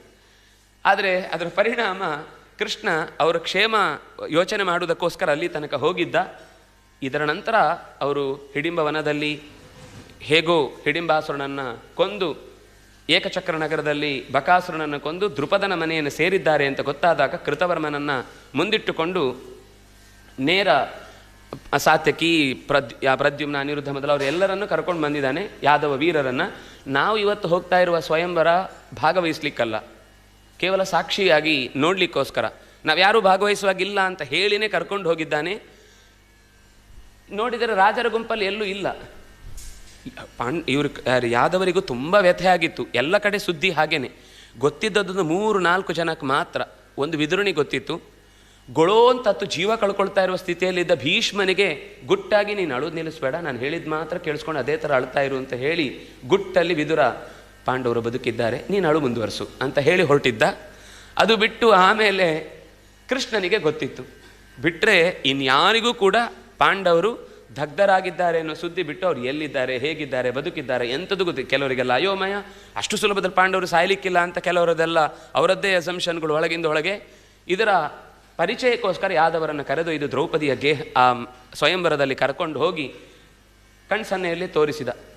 ಈ ಋತ್ವಿಜರ ಗುಂಪಿನಲ್ಲಿ ಕೂತಿದ್ದಾರೆ ಮಂತ್ರ ಹೇಳ್ಕೊಂಡು, ಎಲ್ಲ ವೇಷ ಹಾಗೆ ಉತ್ತರಿಯ ಹಾಕೊಂಡು ಚೆನ್ನಾಗಿ ಎಲ್ಲ ಬಿಗಿಯಾಗಿ ಹಾಕೊಂಡು ಕೂತಿದ್ದಾರೆ. ಕೂತವರನ್ನು ಕೃಷ್ಣ ತೋರಿಸಿದ, ನೋಡಿ ಎಲ್ಲ ಅಲ್ಲೇ ಇದ್ದಾರೆ ಪಾಂಡವರು ಅಂತ. ಅರ್ಜುನನು ಕೂಡ ಹೇಳುವಾಗ ಕೃಷ್ಣನಿಗೆ ಒಂದು ನಮಸ್ಕಾರ ಮಾಡಿ ಅನುಜ್ಞೆ ಪಡ್ಕೊಂಡು, ಅಂದರೆ ನಮ್ಗೆ ಗೊತ್ತಾಗಿದ್ದೇನು ಅಂದರೆ ಕೃಷ್ಣನಿಗೆ ಪಾಂಡವರ ಪರಿಚಯ ಮುಂಚೆ ಇತ್ತು. ನಮ್ಗೆ ಇಲ್ಲಿ ಗೊತ್ತಾಗೋದೇನು ಅಂದರೆ ಈಗಲೇ ಮೊದಲ ಬಾರಿ ಕೃಷ್ಣ ನೋಡಿದ ಅಂತ, ಅದಕ್ಕಿಂತ ಚಿಕ್ಕಂದಿನ, ಯಾಕೆಂದರೆ ಸೋದರತ್ತೆಯ ಮಕ್ಕಳಲ್ವ ಎಲ್ಲ, ಹಾಗಾಗಿ ಯಾವಾಗಲೂ ಮೊದಲಿಂದ ಪರಿಚಯ ಇತ್ತು. ಅರ್ಜುನ ಗಮನಿಸಿ ಭೀಮ ಎಲ್ಲರೂ ಕೂಡ ಕೃಷ್ಣನಿಗೆ ವಂದಿಸಿದ್ದಾರೆ, ಯುದ್ಧದಲ್ಲಿ ಗೆದ್ದಿದ್ದಾರೆ, ದ್ರೌಪದಿಯನ್ನು ಮಾತಾಡಿಸಿ ಆಗಿದೆ. ಕೃಷ್ಣ ಆ ಕುಟೀರದಲ್ಲಿ ಅವರು ವಾಸ ಮಾಡ್ತಾ ಇದ್ರಲ್ವ, ಯಾವ ಜಾಗದಲ್ಲಿ 5 ಜನ ಮಲಗಿದ ಮೇಲೆ ಇಬ್ಬರು ಮಲಗಲಿಕ್ಕೆ ಕಾಲಿನ ಹತ್ರ ತಲೆ ಹತ್ರ ಮಾತ್ರ ಜಾಗ ಇತ್ತು, ಅಂಥ ಕೋಣೆಯಲ್ಲಿ ಇರುವಾಗ ಕೃಷ್ಣ ಹೋಗಿ ಇನ್ನು ಹೆಚ್ಚು ದಿವಸ ಈ ಥರದ ಸಮಸ್ಯೆ ಇರುವುದಿಲ್ಲ, ಪರಿಹಾರ ಆಗುತ್ತೆ ಅಂತ ಹೇಳಿ ಧೈರ್ಯ ತುಂಬಿ ಹೊರಟು ಹೋಗಿದ್ದ. ಇದರ ಮಧ್ಯದಲ್ಲೇ ಬಲರಾಮನಿಗೆ ಮದುವೆ ಆಯಿತು. ಅವರ ಅಪ್ಪ ರೇವತಿಯನ್ನು ಕರ್ಕೊಂಡು ಬ್ರಹ್ಮದೇವರ ಹತ್ರ ಹೋಗಿದ್ದ. ಈ ಯುಗದ ಹಿಂದೆ, ಒಂದು ಹಳೆಯ ಯುಗ ಅಂದರೆ ಬಹಳ ಹಳೆಯ ಯುಗ. ದ್ರುಪದ ಇದು ಯಾರು, ಬ್ರಹ್ಮದೇವರು ಈ ರೈವತಕನ ಪ್ರಶ್ನೆಗೆ ಉತ್ತರ ಕೊಡಲಿಕ್ಕೆ 1 ನಿಮಿಷ ತಾಳಿ ಅಂತಂದ. ಏನೋ ಬೇರೆ ಕೆಲಸ ಇತ್ತು, ಮುಗಿಸ್ಕೊಂಡು ಬರ್ತೇನೆ ಅಂತ ತಾಳಿ ಅಂತ ಈ ಕಡೆ ಬರುವಾಗ, ಈಗೇನು, ನನ್ನ ಮಗಳನ್ನು ನೀನು ಕೊಟ್ಟ ಮೇಲೆ ಮಗಳಿಗೆ ಹಣೆಯಲ್ಲಿ ಒಬ್ಬ ಗಂಡುವನ್ನು ಬರೀಬೇಕು ತಾನೆ, ನೀನು ಬರೆಯದೆ ಹಾಗೆ ಕಳಿಸ್ಬಿಟ್ರೆ ನಾನು ಯಾರನ್ನು ತುಡುಕ್ಲಿ, ಇಷ್ಟು ಲಿಸ್ಟ್ ಇದೆ ಅಂತ ಎಲ್ಲ ಲಿಸ್ಟು ತೋರಿಸಿ, ಇವರಲ್ಲಿ ಯಾರೂ ಕೂಡ ನನ್ನ ಮಗಳಿಗೆ ಸೆಟ್ ಆಗಲಿಲ್ಲ. ಅಯ್ಯೋ ಇವ್ರು ಯಾರೂ ಇಲ್ಲ, ಇವ್ರ ಮೊಮ್ಮಕ್ಕಳು ಮರಿಮಕ್ಕಳು ಎಲ್ಲ ಹೋಗಿ ಆಗಿದೆ, ಈಗ ನಾನು ಹೇಳೋ ಜಾಗಕ್ಕೆ ಹೋಗು, ಅಲ್ಲಿ ನಿನಗೆ ಬೇಕಾದ ಒಬ್ಬ ಯೋಗ್ಯ ಸಿಗ್ತಾನೆ ಅಂತ ಹೇಳಿದರೆ ಅವನಿಗೆ ಆಶ್ಚರ್ಯ, ಅದು ಹೇಗೆ ಅಂತ. ಇಲ್ಲಿಯ ಕಾಲಮಾನ ಅಲ್ಲಿಯ ಕಾಲಮಾನ ಬೇರೆಯೇ. ಈ ವ್ಯವಸ್ಥೆ ನಮಗೆ ಅರ್ಥ ಮಾಡ್ಕೊಳ್ಳಿಕ್ಕೆ ಸುಲಭದಲ್ಲಿ ಗೊತ್ತಾಗೋದಿಲ್ಲ. ಆದರೆ ನಮಗೆ ಅದು ಸಿನಿಮಾಗಿ ಬಂದರೆ ಇಂಟ್ರೆಸ್ಟ್ ಎಲ್ಲರಾಗಿ ಹೊಸ ಕಥೆ ಅಂತ ಅನಿಸುತ್ತೆ, ನಮ್ಮ ಕಥೆ ಅಂತ ಅನಿಸೋದಿಲ್ಲ, ನಮಗೆ ಹೇಳಿದ ಇತಿಹಾಸದ ಕಥೆ ಅದು ಅಂತ ಅನಿಸೋದಿಲ್ಲ. ಯಾಕೆಂದರೆ ಕಾಲ ಸಾಪೇಕ್ಷ, ಇಲ್ಲಿರುವ ಕಾಲದ ರೀತಿಯೇ ಬೇರೆ. ನಮಗೆ ಗೊತ್ತಾಗುತ್ತೆ, ಸುಖವಾಗಿದ್ದಾಗ 1 ಗಂಟೆಯು 1 ನಿಮಿಷದಾಗ ಹೋಗುತ್ತೆ, ದುಃಖ ಆದಾಗ 1 ನಿಮಿಷವು 1 ಯುಗದಾಗಿ ಯಾವಾಗಪ್ಪ ಈ ಸಮಯ ಹೋಗುತ್ತೆ ಅಂತ ಕಾಡ್ತಾ ಇರುತ್ತೆ. ರಜೆಯಾಗಿ ಇದ್ದಿದ್ರೆ, ಈಗ ಎಲ್ಲ ಓಡಾಟಕ್ಕಿದ್ದಿದ್ರೆ ಏಪ್ರಿಲ್ ಮೇ ಕಳೆದದ್ದೇ ಗೊತ್ತಾಗ್ತಿರಲಿಲ್ಲ. ಲಾಕ್ಡೌನ್ ಆದ್ರಿಂದಾಗಿ ಸ್ವಲ್ಪ ದಿವಸಗಳು ನಿಧಾನಕ್ಕೆ ಹೋದಾಗ ಅನಿಸ್ತಾ ಇರುತ್ತೆ. ನಮ್ಗೆ ಇಷ್ಟ ಇದ್ದ ಕಾಲ ಆದರೆ ಅದು ಕಾಲ ಹೋದದ್ದೇ ಗೊತ್ತಾಗೋದಿಲ್ಲ. ಕಷ್ಟದ ಕಾಲ ಆದರೆ ಒಂದೊಂದು ಕ್ಷಣವೂ ಕಷ್ಟ ಆಗುತ್ತೆ. ಚತುರ್ಮುಖ ಶತಾನಂದ, ಆನಂದದ ಮೂಟೆ ಅವನು. ಹಾಗಾಗಿ ಅವನ ಕಾಲ ನಮ್ಮಷ್ಟು ಸುಲಭದಲ್ಲಿ ಲೆಕ್ಕಕ್ಕೆ ಸಿಗುವುದೇ ಅಲ್ಲ, ಅದು ಓಡ್ತಾ ಇರುತ್ತೆ ಕಾಲ ಸುಖವಾಗಿರೋದ್ರಿಂದಾಗಿ. ಮತ್ತು ಅದು ಈ ಗ್ರಹಗೋಲದ ಸೂರ್ಯಚಂದ್ರರ ಆಲೋಚನೆಯಿಂದ ಆಚೆಗಿರುವ ಕಾಲ ಅದರಿಂದಾಗಿ ಇಲ್ಲಿ ಅಂದರೆ ನಮಗೊಂದು ಸುಲಭದಲ್ಲಿ ಅರ್ಥ ಆಗಬೇಕು ಅಂದರೆ, ಚತುರ್ಮುಖನ 1 ಸೆಕೆಂಡು ಅಂದರೆ ಭೂಮಿಗೆ 1,00,000 ವರ್ಷ ಆಗುತ್ತೆ ಅಷ್ಟೇ. ಒಂದು ಯುಗ ಕಳಿಯುವುದು ಅಂದರೆ 4 ನಿಮಿಷ ಆಯಿತು ಅಂದರೆ ಒಂದು ಕಲಿಯುಗ ಕಳೆದು ಹೋಗುತ್ತೆ. ಹಾಗೆ ಒಂದು 40 ಸೆಕೆಂಡ್ ಆಯಿತು ಅಂದರೆ ಒಂದು ಚತುರ್ಯುಗನೇ ಕಳೆದು ಹೋಗುತ್ತೆ. ಹೀಗೆ ಚತುರ್ಯುಗ ಯುಗಗಳೇ ಕಳೆದು ಹೋಗಿ ಇಲ್ಲಿ ಬರುವಾಗ ಬಲರಾಮ ಇದ್ದ. ಇವಳು 7 ಆಳು ಎತ್ತರದ ಹೆಣ್ಮಗಳು, ನೇಗಿಲನ್ನು ಎತ್ತೇಳ ಭುಜಕ್ಕೆ ಹಾಕಿ ತನಗೆ ಎಳ್ಕೊಂಡ, ತನ್ನ ಸರಿಸಮವಾಗಿ ಇರಬೇಕು ಅಂತ ಮಾಡಿಕೊಂಡ, ಆಕೆಯನ್ನು ಮದುವೆ ಆದ. ಇದೇ ಹೊತ್ತಿಗೆ ರುಕ್ಮಿಣಿಯ ಪ್ರೇಮ ಪತ್ರವೂ ಬಂತು. ಈ ಒಳ್ಳೆಯ ಬೇಟೆಯನ್ನು ಆಡಿದ ಮೇಲೆ, ಸಿಂಹ ಬೇಟೆ ಆಡಿದ ಮೇಲೆ ನರಿ ಬಂದು ಅದನ್ನು ತಿನ್ನಬೇಕು ಅಂತ ಬಂದರೆ ಹೇಗಿರುತ್ತೋ ಹಾಗೆ ನನ್ನನ್ನು ಇವನು ಮದುವೆ ಆಗಬೇಕು ಅಂತ ಪ್ರಯತ್ನಿಸ್ತಾ ಇದ್ದೇನೆ, ಇದು ನಿನ್ನ ಬೇಟೆ, ನೀನೇ ನನ್ನನ್ನು ಕರ್ಕೊಂಡು ಹೋಗಬೇಕು ಹೊರತು ಇವನ ಪಾಲಿಗೆ ನಾನು ಹೆಣವಾಗಿ ಸಿಗ್ತೇನೆ ಹೊರತು ಜೀವಂತ ಸಿಗುವುದಿಲ್ಲ ಅಂತ ಪತ್ರ ಬರೆದಿದ್ಲು. ಬಹಳ ಚೆನ್ನಾಗಿದೆ ಆ ಪತ್ರ. ಆ ಪತ್ರದಲ್ಲಿ ಬರೆಯುವಾಗಲೂ ಹೇಗೆ ಬರೀಬೇಕು ಅಂತ, ಒಬ್ಬನ ಬಗ್ಗೆ ನಮಗಿರುವ ಕಾಳಜಿ ಅಥವಾ ಅವನಲ್ಲಿರುವ ಅನುರಾಗವನ್ನು ತೋರಿಸುವ ರೀತಿ ಹೇಗಿರಬೇಕು ಅನ್ನೋದನ್ನು ಬಹಳ ಚೆನ್ನಾಗಿ ರುಕ್ಮಿಣಿ ಸ್ತೋತ್ರ ಮಾಡ್ತಾಳೆ. ಕೃಷ್ಣ ಪತ್ರ ಸಿಕ್ಕಿದೊಡನೆ ಆ ಋತ್ವಿಜನನ್ನು ಕರೆದುಕೊಂಡು ಹೋಗಿ ಆಯಿತು. ಬಲರಾಮನಿಗೆ ಪ್ರಶ್ನೆ, ಏನು ಎಲ್ಲಿಗೆ ಹೊರಟೆಯವನು ಅಂತ. ಸರಿ, ಅವನು ಹೊರಟಿದ್ದಾನೆ ಅಂದರೆ ಅವನು ಬಹಳ ಮುಖ್ಯವಾದ ಕೆಲಸ ಇರುತ್ತೆ ಅಂತ ಸಾತ್ಯಕಿ, ಕೃತವರ್ಮ ಮೊದಲಾದವರನ್ನು ಕಟ್ಟಿಕೊಂಡು ದೊಡ್ಡ ಸೈನ್ಯ ಹೊತ್ತುಕೊಂಡು ಅವನು ಹಿಂದೆ ಓಡಿದ್ರೆ ಎಲ್ಲ. ಅವಳು ಹೇಳಿದ್ಲು ಮೊದಲೇ ಪತ್ರದಲ್ಲಿ, ನಾವು ಹಿಂದಿನ ದಿವಸ ಅಂಬಿಕಾ ದೇವಸ್ಥಾನಕ್ಕೆ ಪೂಜೆಗೋಸ್ಕರ ಬರ್ತೇವೆ, ಅಷ್ಟರಲ್ಲಿ ನೀನು ಕರ್ಕೊಂಡು ಹೋದರೆ ನಾನು ಸಿಕ್ಕಿದೆ ಅಂತ ಅರ್ಥ. ಯಾಕೆಂದರೆ ನಿನ್ನನ್ನು ಮದುವೆಯ ಹಾಲ್ನ ಕಡೆಯಲ್ಲಿ VIP ಗಳು ಅಂತ ಇರುವ ಜಾಗದಲ್ಲಿ ನಿನಗೆ ಜಾಗವೇ ಇಲ್ಲದಂತೆ ಮಾಡಿ ನಿನ್ನನ್ನು ಹೊರಗೆಯೇ ಇಟ್ಟು ಅವಮಾನಗೊಳಿಸಬೇಕು ಅಂತ. ಅಂದರೆ VIP ಅಂದರೆ ವೆರಿ ವೆರಿ ಇರಿಟೇಟಿವ್ ಪರ್ಸನ್ ಅಂತ, ಅಂಥವರೇ ಅಲ್ಲಿ ಸೇರಿಕೊಂಡಿದ್ದಾರೆ. ಅಂತಹ ವಿಶೇಷ ವ್ಯಕ್ತಿಗಳನ್ನೆಲ್ಲ ನೀನು ಬರದಂತೆ ತಡೆಯುವುದಕ್ಕೋಸ್ಕರ ದೊಡ್ಡ ಸೈನ್ಯವೇ ಇಲ್ಲಿ ಜಮಾವಣೆಗೊಂಡಿದೆ, ನೀನು ಬರಲಿಕ್ಕೆ ಸಾಧ್ಯ ಇಲ್ಲ ಅಂತ ಹೇಳಿ ಕೃಷ್ಣನಿಗೆ ತಿಳಿಸಿದ್ರಿಂದಾಗಿ ಸರಿ, ಇಲ್ಲೂ ಸೈನ್ಯ ಇತ್ತು, ದೊಡ್ಡ ರೀತಿಯಲ್ಲಿಯೇ ಸೇರಿಕೊಂಡಿತ್ತು.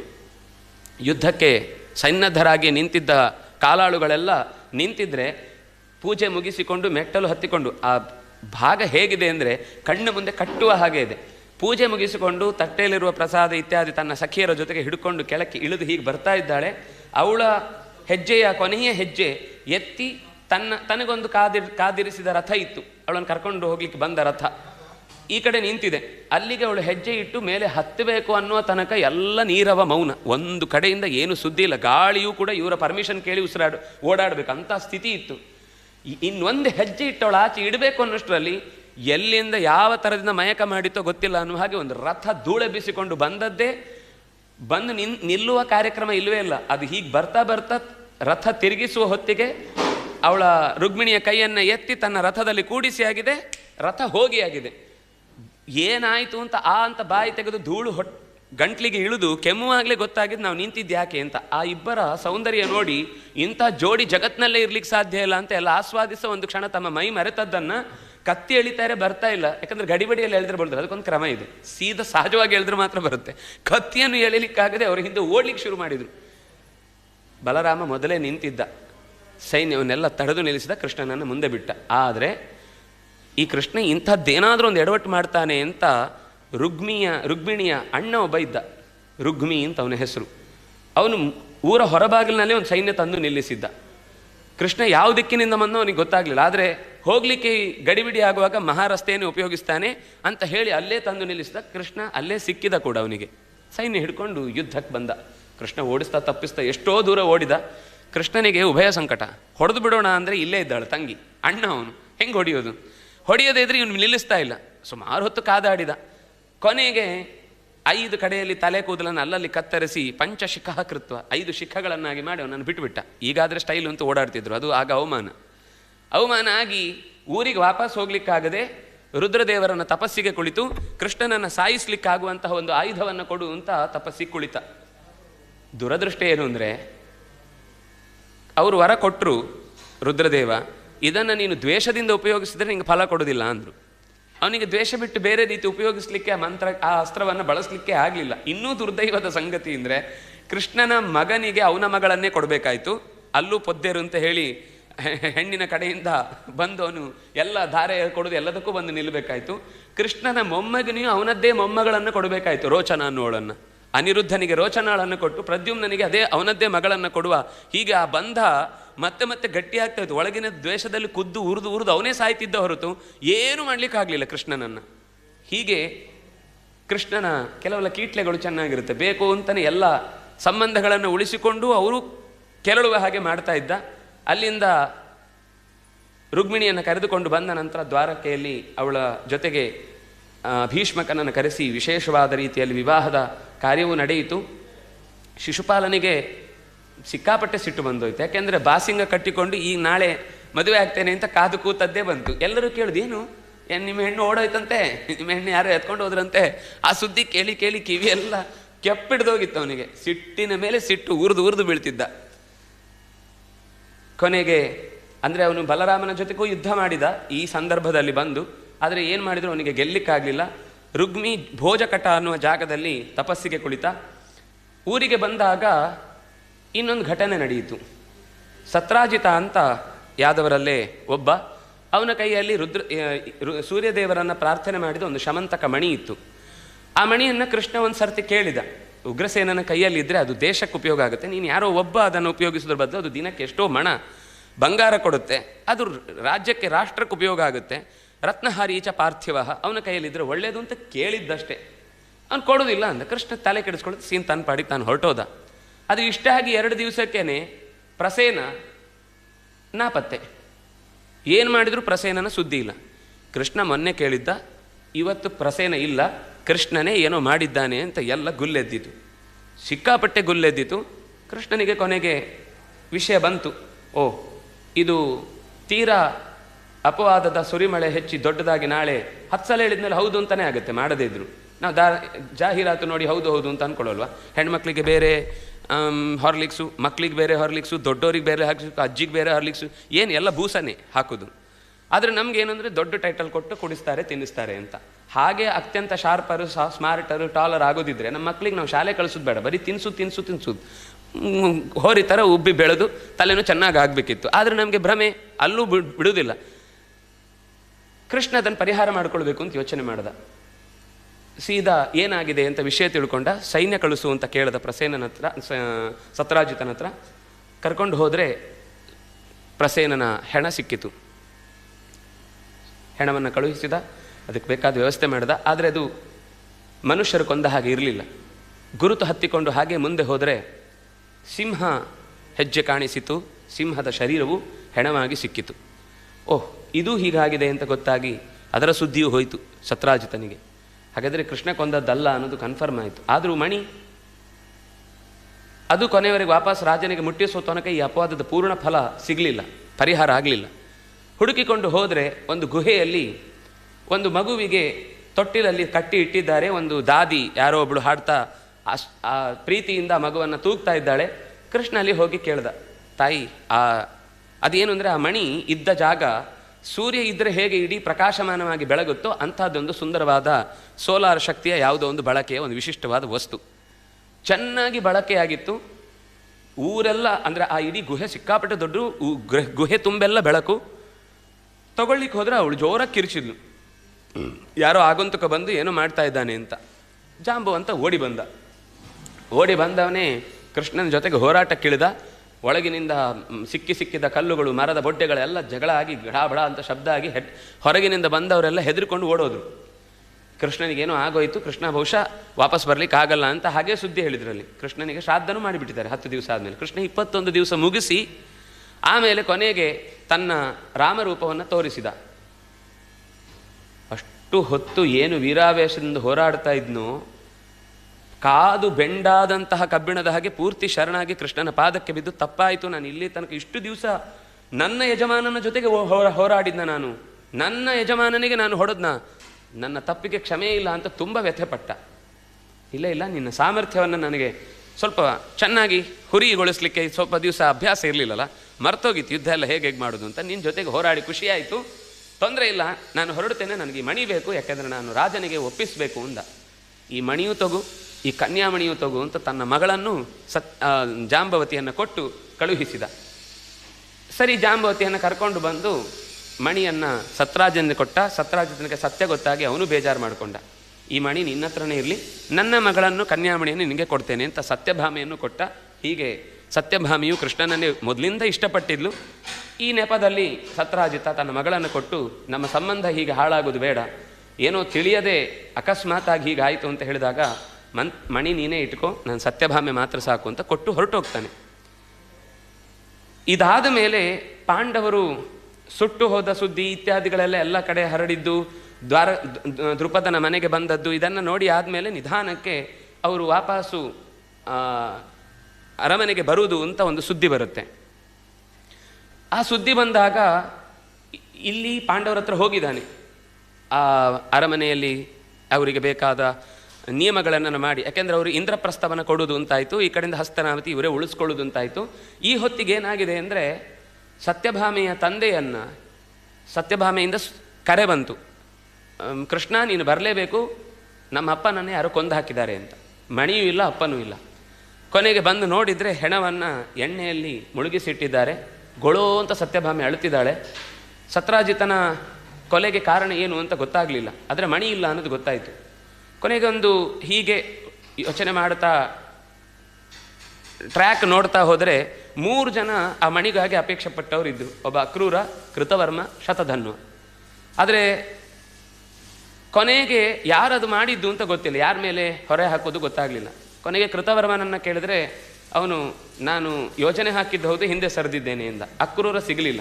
ಕೊನೆಗೆ ಶತಧನ್ವನ ಹತ್ರ ಹೋಗುವಾಗ ಅವನು ಓಡಿದ, ಅಕ್ರೂರನ ಕೈಗೆ ಕೊಟ್ಟು ಓಡಿದನು. ವಸ್ತುತಃ ಕೊಂದು ಆ ಮಣಿಯನ್ನು ತೆಗೆದುಕೊಂಡವನು ಅವನು. ಕೊನೆಗೆ ಕೃಷ್ಣ ಅಟ್ಟಿಸಿಕೊಂಡು ಬರ್ತಾನೆ ಅಂತ ಗೊತ್ತಾದ ತಕ್ಷಣ ಅಕ್ರೂರನ ಕೈ ಕೊಟ್ಟು ಓಡೋಗಿದ್ದಾನೆ. ಕೃಷ್ಣ ಓಡಿಸಿಕೊಂಡದ್ದು ಹೋಗದ್ದು ಹೇಗೆ ಅಂದರೆ, ಕೊನೆಗೆ ರಥವನ್ನು ಬಿಟ್ಟ ಅವನು ಬರಿಗಾಲಲ್ಲಿ ಓಡ್ಲಿಕ್ಕೆ ಶುರು ಮಾಡಿದ. ಕೃಷ್ಣ ಅಲ್ಲಿಗೂ ತಾನೂ ಬರಿಗಾಲಲ್ಲಿ ಕಾಡಿನ ಮಧ್ಯದಲ್ಲಿ ಓಡಿ ಅವನನ್ನು ಹಿಡಿದು ಅವನನ್ನು ನಾಶ ಮಾಡಿದ, ಸಂಹಾರ ಮಾಡಿದ. ಮಣಿಯನ್ನು ಹುಡುಕಬೇಕು ಅಂತ ಹುಡುಕಿದರೆ ಇಲ್ಲಿ ಇವನ ಕೈಲಿ ಸಿಗಲಿಲ್ಲ. ಕೊನೆಗೆ ಎಲ್ಲಿ ಹೋಯಿತು ಅಂತ ಗೊತ್ತಾಗಲಿಲ್ಲ. ಈ ಹೊತ್ತಿಗೆ ಅಣ್ಣನು ಬಲರಾಮನ ಮೇಲೆ ಕೋಪ ಮಾಡಿಕೊಂಡು, ನೀನು ಏನು ಎಡವಟ್ಟು ಕೆಲಸ ಮಾಡಿ ನನ್ನ ಒಂದು ಸರ್ತಿಯು ನೆಮ್ಮದಿಯಿಂದ ಇರ್ಲಿಕ್ಕೆ ಬಿಡಲ್ಲ, ನಿನ್ನ ತಮ್ಮನೇ ಮಾಡಿದ್ದಲ್ವಾ ಅಂತ ಎಲ್ಲರೂ ಕೇಳಿ ಅವನಿಗೆ ಸಿಟ್ಟು ಬಂದು ಅಲ್ಲಿಂದ ಬಿಟ್ಟೋಗ್ಬಿಟ್ಟಿದ್ದ. ಬಿಟ್ಟೋಗಿ ಸೀದಾ ವಿದೇಹ ನಗರಕ್ಕೆ, ಇವತ್ತಿನ ನೇಪಾಳಕ್ಕೆ ಹೋಗಿ ಕೂತಿದ್ದ. ಆಗಲೂ ಎಂಥ ಜಾಣ ಅಂದರೆ ದುರ್ಯೋಧನ, ಒಳ್ಳೆಯ ಸಂಬಂಧವನ್ನು ಬೆಳೆಸಬೇಕು ಅಂತ ಯೋಚನೆ ಮಾಡಿ ಬಲರಾಮನ ಹತ್ರ ಹೋಗಿ, ಯಾಕೆಂದರೆ ಕೃಷ್ಣ ಪ್ರತಿ ಸರ್ತಿ ಪಾಂಡವರ ಪರವಾಗಿ ಯಾರನ್ನೋ ಒಬ್ಬರನ್ನು ಕಳುಹಿಸಿ ಹೇಗಿದ್ದಾರೆ ಅಂತ ಬಗ್ಗೆ ವಿಚಾರಿಸ್ತಾ ಇದ್ದೆ. ಇದು ದುರ್ಯೋಧನನಿಗೆ ಗೊತ್ತಿತ್ತಲ್ವಾ, ಅದಕ್ಕೋಸ್ಕರ ಬಲರಾಮನ ಹತ್ರ ನನಗೆ ಗದಾವಿದ್ಯೆ ಹೇಳಿಕೊಡಿ ಅಂತ ಅಲ್ಲಿ ಹೋಗಿ 6 ವರ್ಷ ಗದಾವಿದ್ಯೆಯ ಪಾಠವನ್ನು ಕಲ್ತಿದ್ದಾನೆ. ಶಕ್ರಪ್ರಸ್ಥದಲ್ಲಿ ಅಂದರೆ ಇಂದ್ರಪ್ರಸ್ಥದಲ್ಲಿ ಸ್ವಲ್ಪ ಕಾಲ ಇದ್ದ, ಮತ್ತೆ ಹೋದವನು. ಅಲ್ಲಿ ಬೇಟೆಗೆ ಅಂತ ಹೋದಾಗ ಹಿಂದೊಬ್ಬ ಶ್ವೇತಕಿ ಎನ್ನುವ ಒಬ್ಬ ರಾಜ ಮಾಡಿದ ಯಾಗದ ಫಲವಾಗಿ ಅಗ್ನಿ ತುಪ್ಪವನ್ನು ತಿಂದು ತಿಂದು ತಿಂದು ಅಜೀರ್ಣಾಗಿ ನನಗೆ ಹೊಟ್ಟೆ ಜೀರ್ಣ ಆಗ್ತಾ ಇಲ್ಲ. ಕೆಲವೆಲ್ಲ ಪಂಡಿತರು ಹೇಳಿದ್ದಾರೆ ನನಗೆ ಒಂದು ಎಲೆಗಳನ್ನು ಮದ್ದುಗಳನ್ನು ತಿನ್ನಬೇಕು ಅಂತ. ಅದಕ್ಕೋಸ್ಕರ ಈ ಕಾಡಿನ ಎಲೆಗಳೆಲ್ಲ ಬೇಕು, ಅದಕ್ಕೋಸ್ಕರ ನನಗೆ ಈ ಕಾಡನ್ನು ಆಹುತಿಯಾಗಿ ಕೊಡು ಅಂತ ಕೇಳಿದ.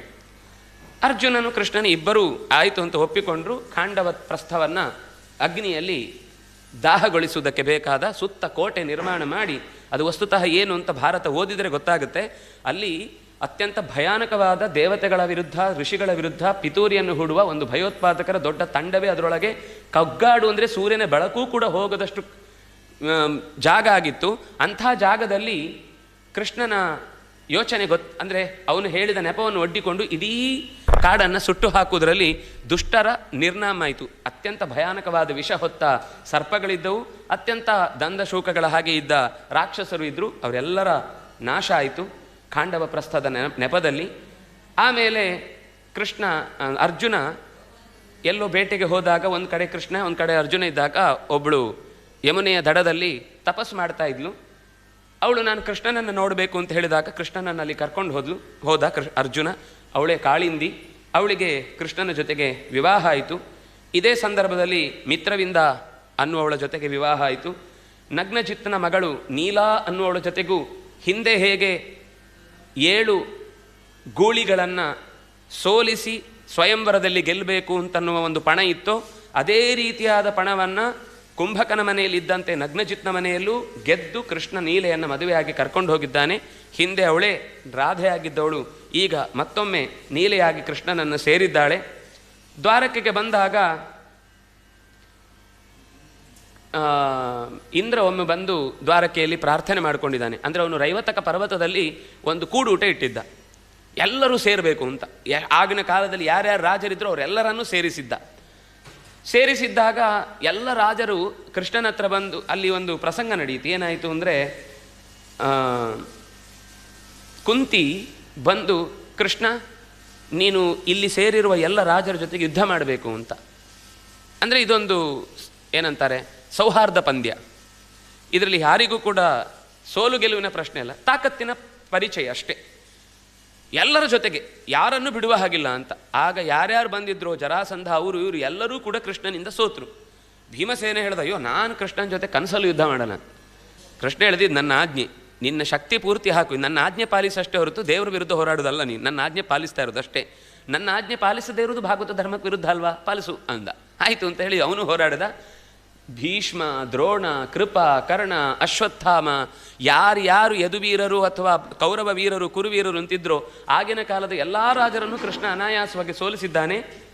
ನಾರದರು ಅಲ್ಲೇ ಬಂದವರು, ಧನ್ಯೋಸಿ, ಆಶ್ಚರ್ಯತಮೋಸಿ, ನಿನ್ನಂಥ ಒಬ್ಬ ವ್ಯಕ್ತಿ ಜಗತ್ನಲ್ಲಿ ನೋಡ್ಲಿಕ್ಕೆ ಸಾಧ್ಯ ಇಲ್ಲ, ದಕ್ಷಿಣಾಭಿಸ್ಸಾಕಂ, ನೀನು ಯಾವಾಗಲೂ ಕೂಡ ಲಕುಮಿಯ ಜೊತೆಗೆ ಅಂದರೆ ರುಕ್ಮಿಣಿ ಸತ್ಯಭಾಮಿಯರ ಜೊತೆಗೆ ಮೆರೆಯುವುದು ನಿನಗೆ ಸರಿಸಮಾನನಾದಂಥ ಇನ್ನೊಂದು ವ್ಯಕ್ತಿತ್ವವನ್ನು ಜಗತ್ತಿನಲ್ಲಿ ಕಾಣಲಿಕ್ಕೆ ಸಾಧ್ಯ ಇಲ್ಲ ಅಂತ ಹೀಗೆ ಮಾತಾಡಿದರು. ಅದೇ ಹೊತ್ತಿಗೆ ಎಲ್ಲ ರಾಜರು ಸೋತವರೆಲ್ಲ ಕೃಷ್ಣನ ಹತ್ರ ಹೋಗುವಾಗ ನಿನ್ನ ಜೊತೆಗೆ ಹೋರಾಡಿ ಸಂತೋಷ ಆಯಿತು, ಆದರೆ ನಮ್ಮದೊಂದು ಅರಿಕೆ ಇದೆ. ಏನು ಅಂದರೆ, ನಮ್ಮ ಹೆಣ್ಮಕ್ಕಳನ್ನೆಲ್ಲ ನರಕಾಸುರ ಬಂಧನದಲ್ಲಿರಿಸಿ ಆ ಮಕ್ಕಳಿಗೆ ಮುಂದೆ ಲೈಫೇ ಇಲ್ಲ ಅಂತ ಮಾಡಾಕಿದ್ದಾನೆ, ಏನಾದರೂ ಮಾಡಿ ಬಿಡಿಸ್ಬೇಕು ಅಂತ ಅವರೂ ಕೇಳಿಕೊಂಡ್ರು. ಇಂದ್ರನು ತಮ್ಮ ತಾಯಿಯ ಅದಿತಿಯ ಕರ್ಣಕುಂಡಲವನ್ನು ಅಪಹರಿಸಿಕೊಂಡು ಹೋಗಿದ್ದಾನೆ ಸ್ವರ್ಗಕ್ಕೆ ಬಂದು. ಇದನ್ನು ಬಿಡಿಸಬೇಕು ಅಂತ ಹೀಗೆ ಹೇಳಿದಾಗ ಕೃಷ್ಣ ಸತ್ಯಭಾಮೆಯ ಜೊತೆಗೆ ಕರ್ಕೊಂಡು ಸೀದಾ ಪ್ರಾಗ್ಜ್ಯೋತಿಷಪುರಕ್ಕೆ ಹೋಗಿದ್ದಾನೆ. ಆ ಪ್ರಾಗ್ಜ್ಯೋತಿಷಪುರದಲ್ಲಿ ನರಕಾಸುರನ ಅತ್ಯಂತ ಇಕ್ಕಟ್ಟಾದ ಗುಹೆಯಲ್ಲಿ ದೇವತೆಗಳು ಅಲ್ಲಿ ಒಳಗೆ ಪ್ರವೇಶ ಮಾಡಲಿಕ್ಕೆ ಆಗ್ತಿರಲಿಲ್ಲ. ಅವನ ಅತ್ಯಂತ ಪರಾಕ್ರಮ ಶಾಲಿಗಳಾದಂತಹ ಮುರ ಮೊದಲಾದ 6 ಜನ ವಿಶಿಷ್ಟವಾದ ಸೇನಾಧಿಪತಿಗಳು ಕೃಷ್ಣನನ್ನು ಬಹಳವಾಗಿ ಎದುರಿಸಿದರು. ಕೃಷ್ಣ ಕೊನೆಗೆ ತನ್ನ ಮಾಯಾ ವಿದ್ಯೆಗಳಿಗೆ ಪ್ರತ್ಯುತ್ತರವನ್ನು ಬಾಣಗಳಿಂದ ಕೊಟ್ಟು ಅವರನ್ನೆಲ್ಲ ನಾಶ ಮಾಡಿದ. ಹಾಗಾಗಿ ಅವನಿಗೆ ಮುರಾರಿ ಅನ್ನುವ ಹೆಸರು ಬಂತು. ಕೊನೆಗೆ ನರಕಾಸುರನೇ ಬಂದಾಗ ಕೃಷ್ಣ ಬೇಕು ಅಂತ ಅವನ ಎದುರಿಗೆ ಸೋತಂತೆ ಬಿದ್ದ. ಯಾಕಂದರೆ ಅವನಿಗೊಂದು ಹಮ್ಮಿತ್ತು ನರಕಾಸುರನಿಗೆ. ಹೆಣ್ಮಕ್ಳು ಏನು ಮಾಡ್ತಾರೆ, ಅವ್ರಿಂದ ಏನು ಸಾಧ್ಯ ಇಲ್ಲ ಅಂತ. ಅದಕ್ಕೆ ಸತ್ಯಭಾಮಿಗೆ ಯಾವ ರೀತಿ ಟ್ರೈನಿಂಗ್ ಕೊಟ್ಟಿದ್ದೇನೆ, ಒಂದು ಸರ್ತಿ ಅವಳಿಗೂ ಏನೇನು ಅವಕಾಶಗಳಿದೆ ಅಂತ ಗೊತ್ತಾಗಲಿ ಅಂತ ಮಲಗಿದರೆ ಸತ್ಯಭಾಮಿ ರಥವನ್ನು ನಡೆಸ್ತಾ ಬಾಣವನ್ನು ಬಿಡ್ತಾ ಹಿಗ್ಗಾಮುಗ್ಗ ನರಕಾಸುರನನ್ನು ದಿಕ್ಕೆಡಿಸಿ ಓಡಿಸಿಬಿಟ್ಲು. ಸ್ವಲ್ಪ ಹೊತ್ತು ವಿಶ್ರಾಂತಿ ಸಿಕ್ತು. ಕೃಷ್ಣ ಮತ್ತೆ ಎದ್ದಾಗ ನರಕಾಸುರ ಓಡಿದ್ದಾನೆ, ಆದರೆ ಇನ್ನೊಮ್ಮೆ ಬಂದೇ ಬರ್ತಾನೆ. ಅವನು ಏನೋ ಬೇರೆ ಉಪಾಯವನ್ನು ಹೊತ್ತು ಬರಲಿಕ್ಕಿದ್ದಾನೆ ಅಂತ ಗೊತ್ತಾಗಿ ಕೃಷ್ಣ ಮತ್ತೆ ಯುದ್ಧಕ್ಕೆ ಸಿದ್ಧನಾದ. ಮತ್ತೊಮ್ಮೆ ಬಂದ, ಅವನ ತಲೆ ತೆಗೆದು ಭೂಮಿಗೆ ಬೀಳುವಾಗ ಭೂತಾಯಿ, ನಿನ್ನದೇ ಮಗನನ್ನು ಕೊಂದಿದ್ದಿ, ಮುಂದೆ ಏನು ಅಂತ ನೀನೇ ನೋಡ್ಕೊ ಅಂತ. ಯಾಕೆಂದರೆ ವರಾಹನ ಅವತಾರದ ಸಂದರ್ಭದಲ್ಲಿ ಅವನ ಮೈಯ ಬಿಂದುವಿನಿಂದ ಭೂಮಿಯಲ್ಲಿ ಹುಟ್ಟಿದವನು ಇದೇ ನರಕಾಸುರ. ಹಾಗಾಗಿ ಆದರೆ ಕೃಷ್ಣ ಹೇಳಿದ, ನನಗೆ ಮಕ್ಕಳು, ಮರಿಮಕ್ಕಳು, ಮೊಮ್ಮಕ್ಕಳು ಮುಖ್ಯ ಅಲ್ಲ, ಅವರ ನ್ಯಾಯ ಅನ್ಯಾಯ ಪ್ರಧಾನ ಅನ್ನುವ ದೃಷ್ಟಿಯಿಂದ ನರಕಾಸುರ ಭೂಮಿಗೆ ನರಕ ಕೊಡ್ತಾ ಇದ್ದಾನೆ ಅಂತಮೇಲೆ ಅವನು ಉಳಿಸಬಾರ್ದು ಅಂತ ಹೇಳಿ ಕೊಂದಿದ್ದೇನೆ ಎಂದ. ಅವನ ಮಗ ಭಗದತ್ತನನ್ನು ಕೂಡಲೇ ಕರೆದ.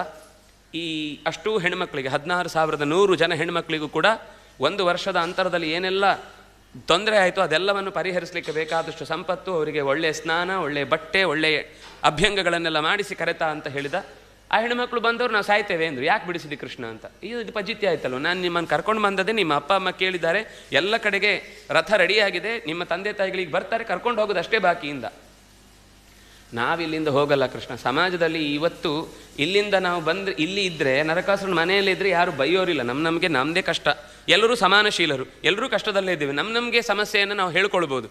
ಹೊರಗೆ ಪ್ರತಿಯೊಬ್ಬರು ಕೈ ತೋರಿಸಿ ಚೀತು ಅಂತ ನಮ್ಮನ್ನು ಚುಚ್ಚು ಮಾತುಗಳಿಂದ ಅಣಗಿಸುವ ಬದಲು ಇಲ್ಲೇ ನಾವು ಸಾಯುವುದು ಉತ್ತಮ. ಸಮಾಜದ ಜನ ಯಥಾಸ್ತ್ರೀಣಾಂ ತಥಾ ವಾಚಂ ಸಾಧುತ್ವೇ ದುರ್ಜನೋ ಜನಃ ಅಂತ ಭೌಭೂತಿ ಹೇಳ್ತಾನೆ.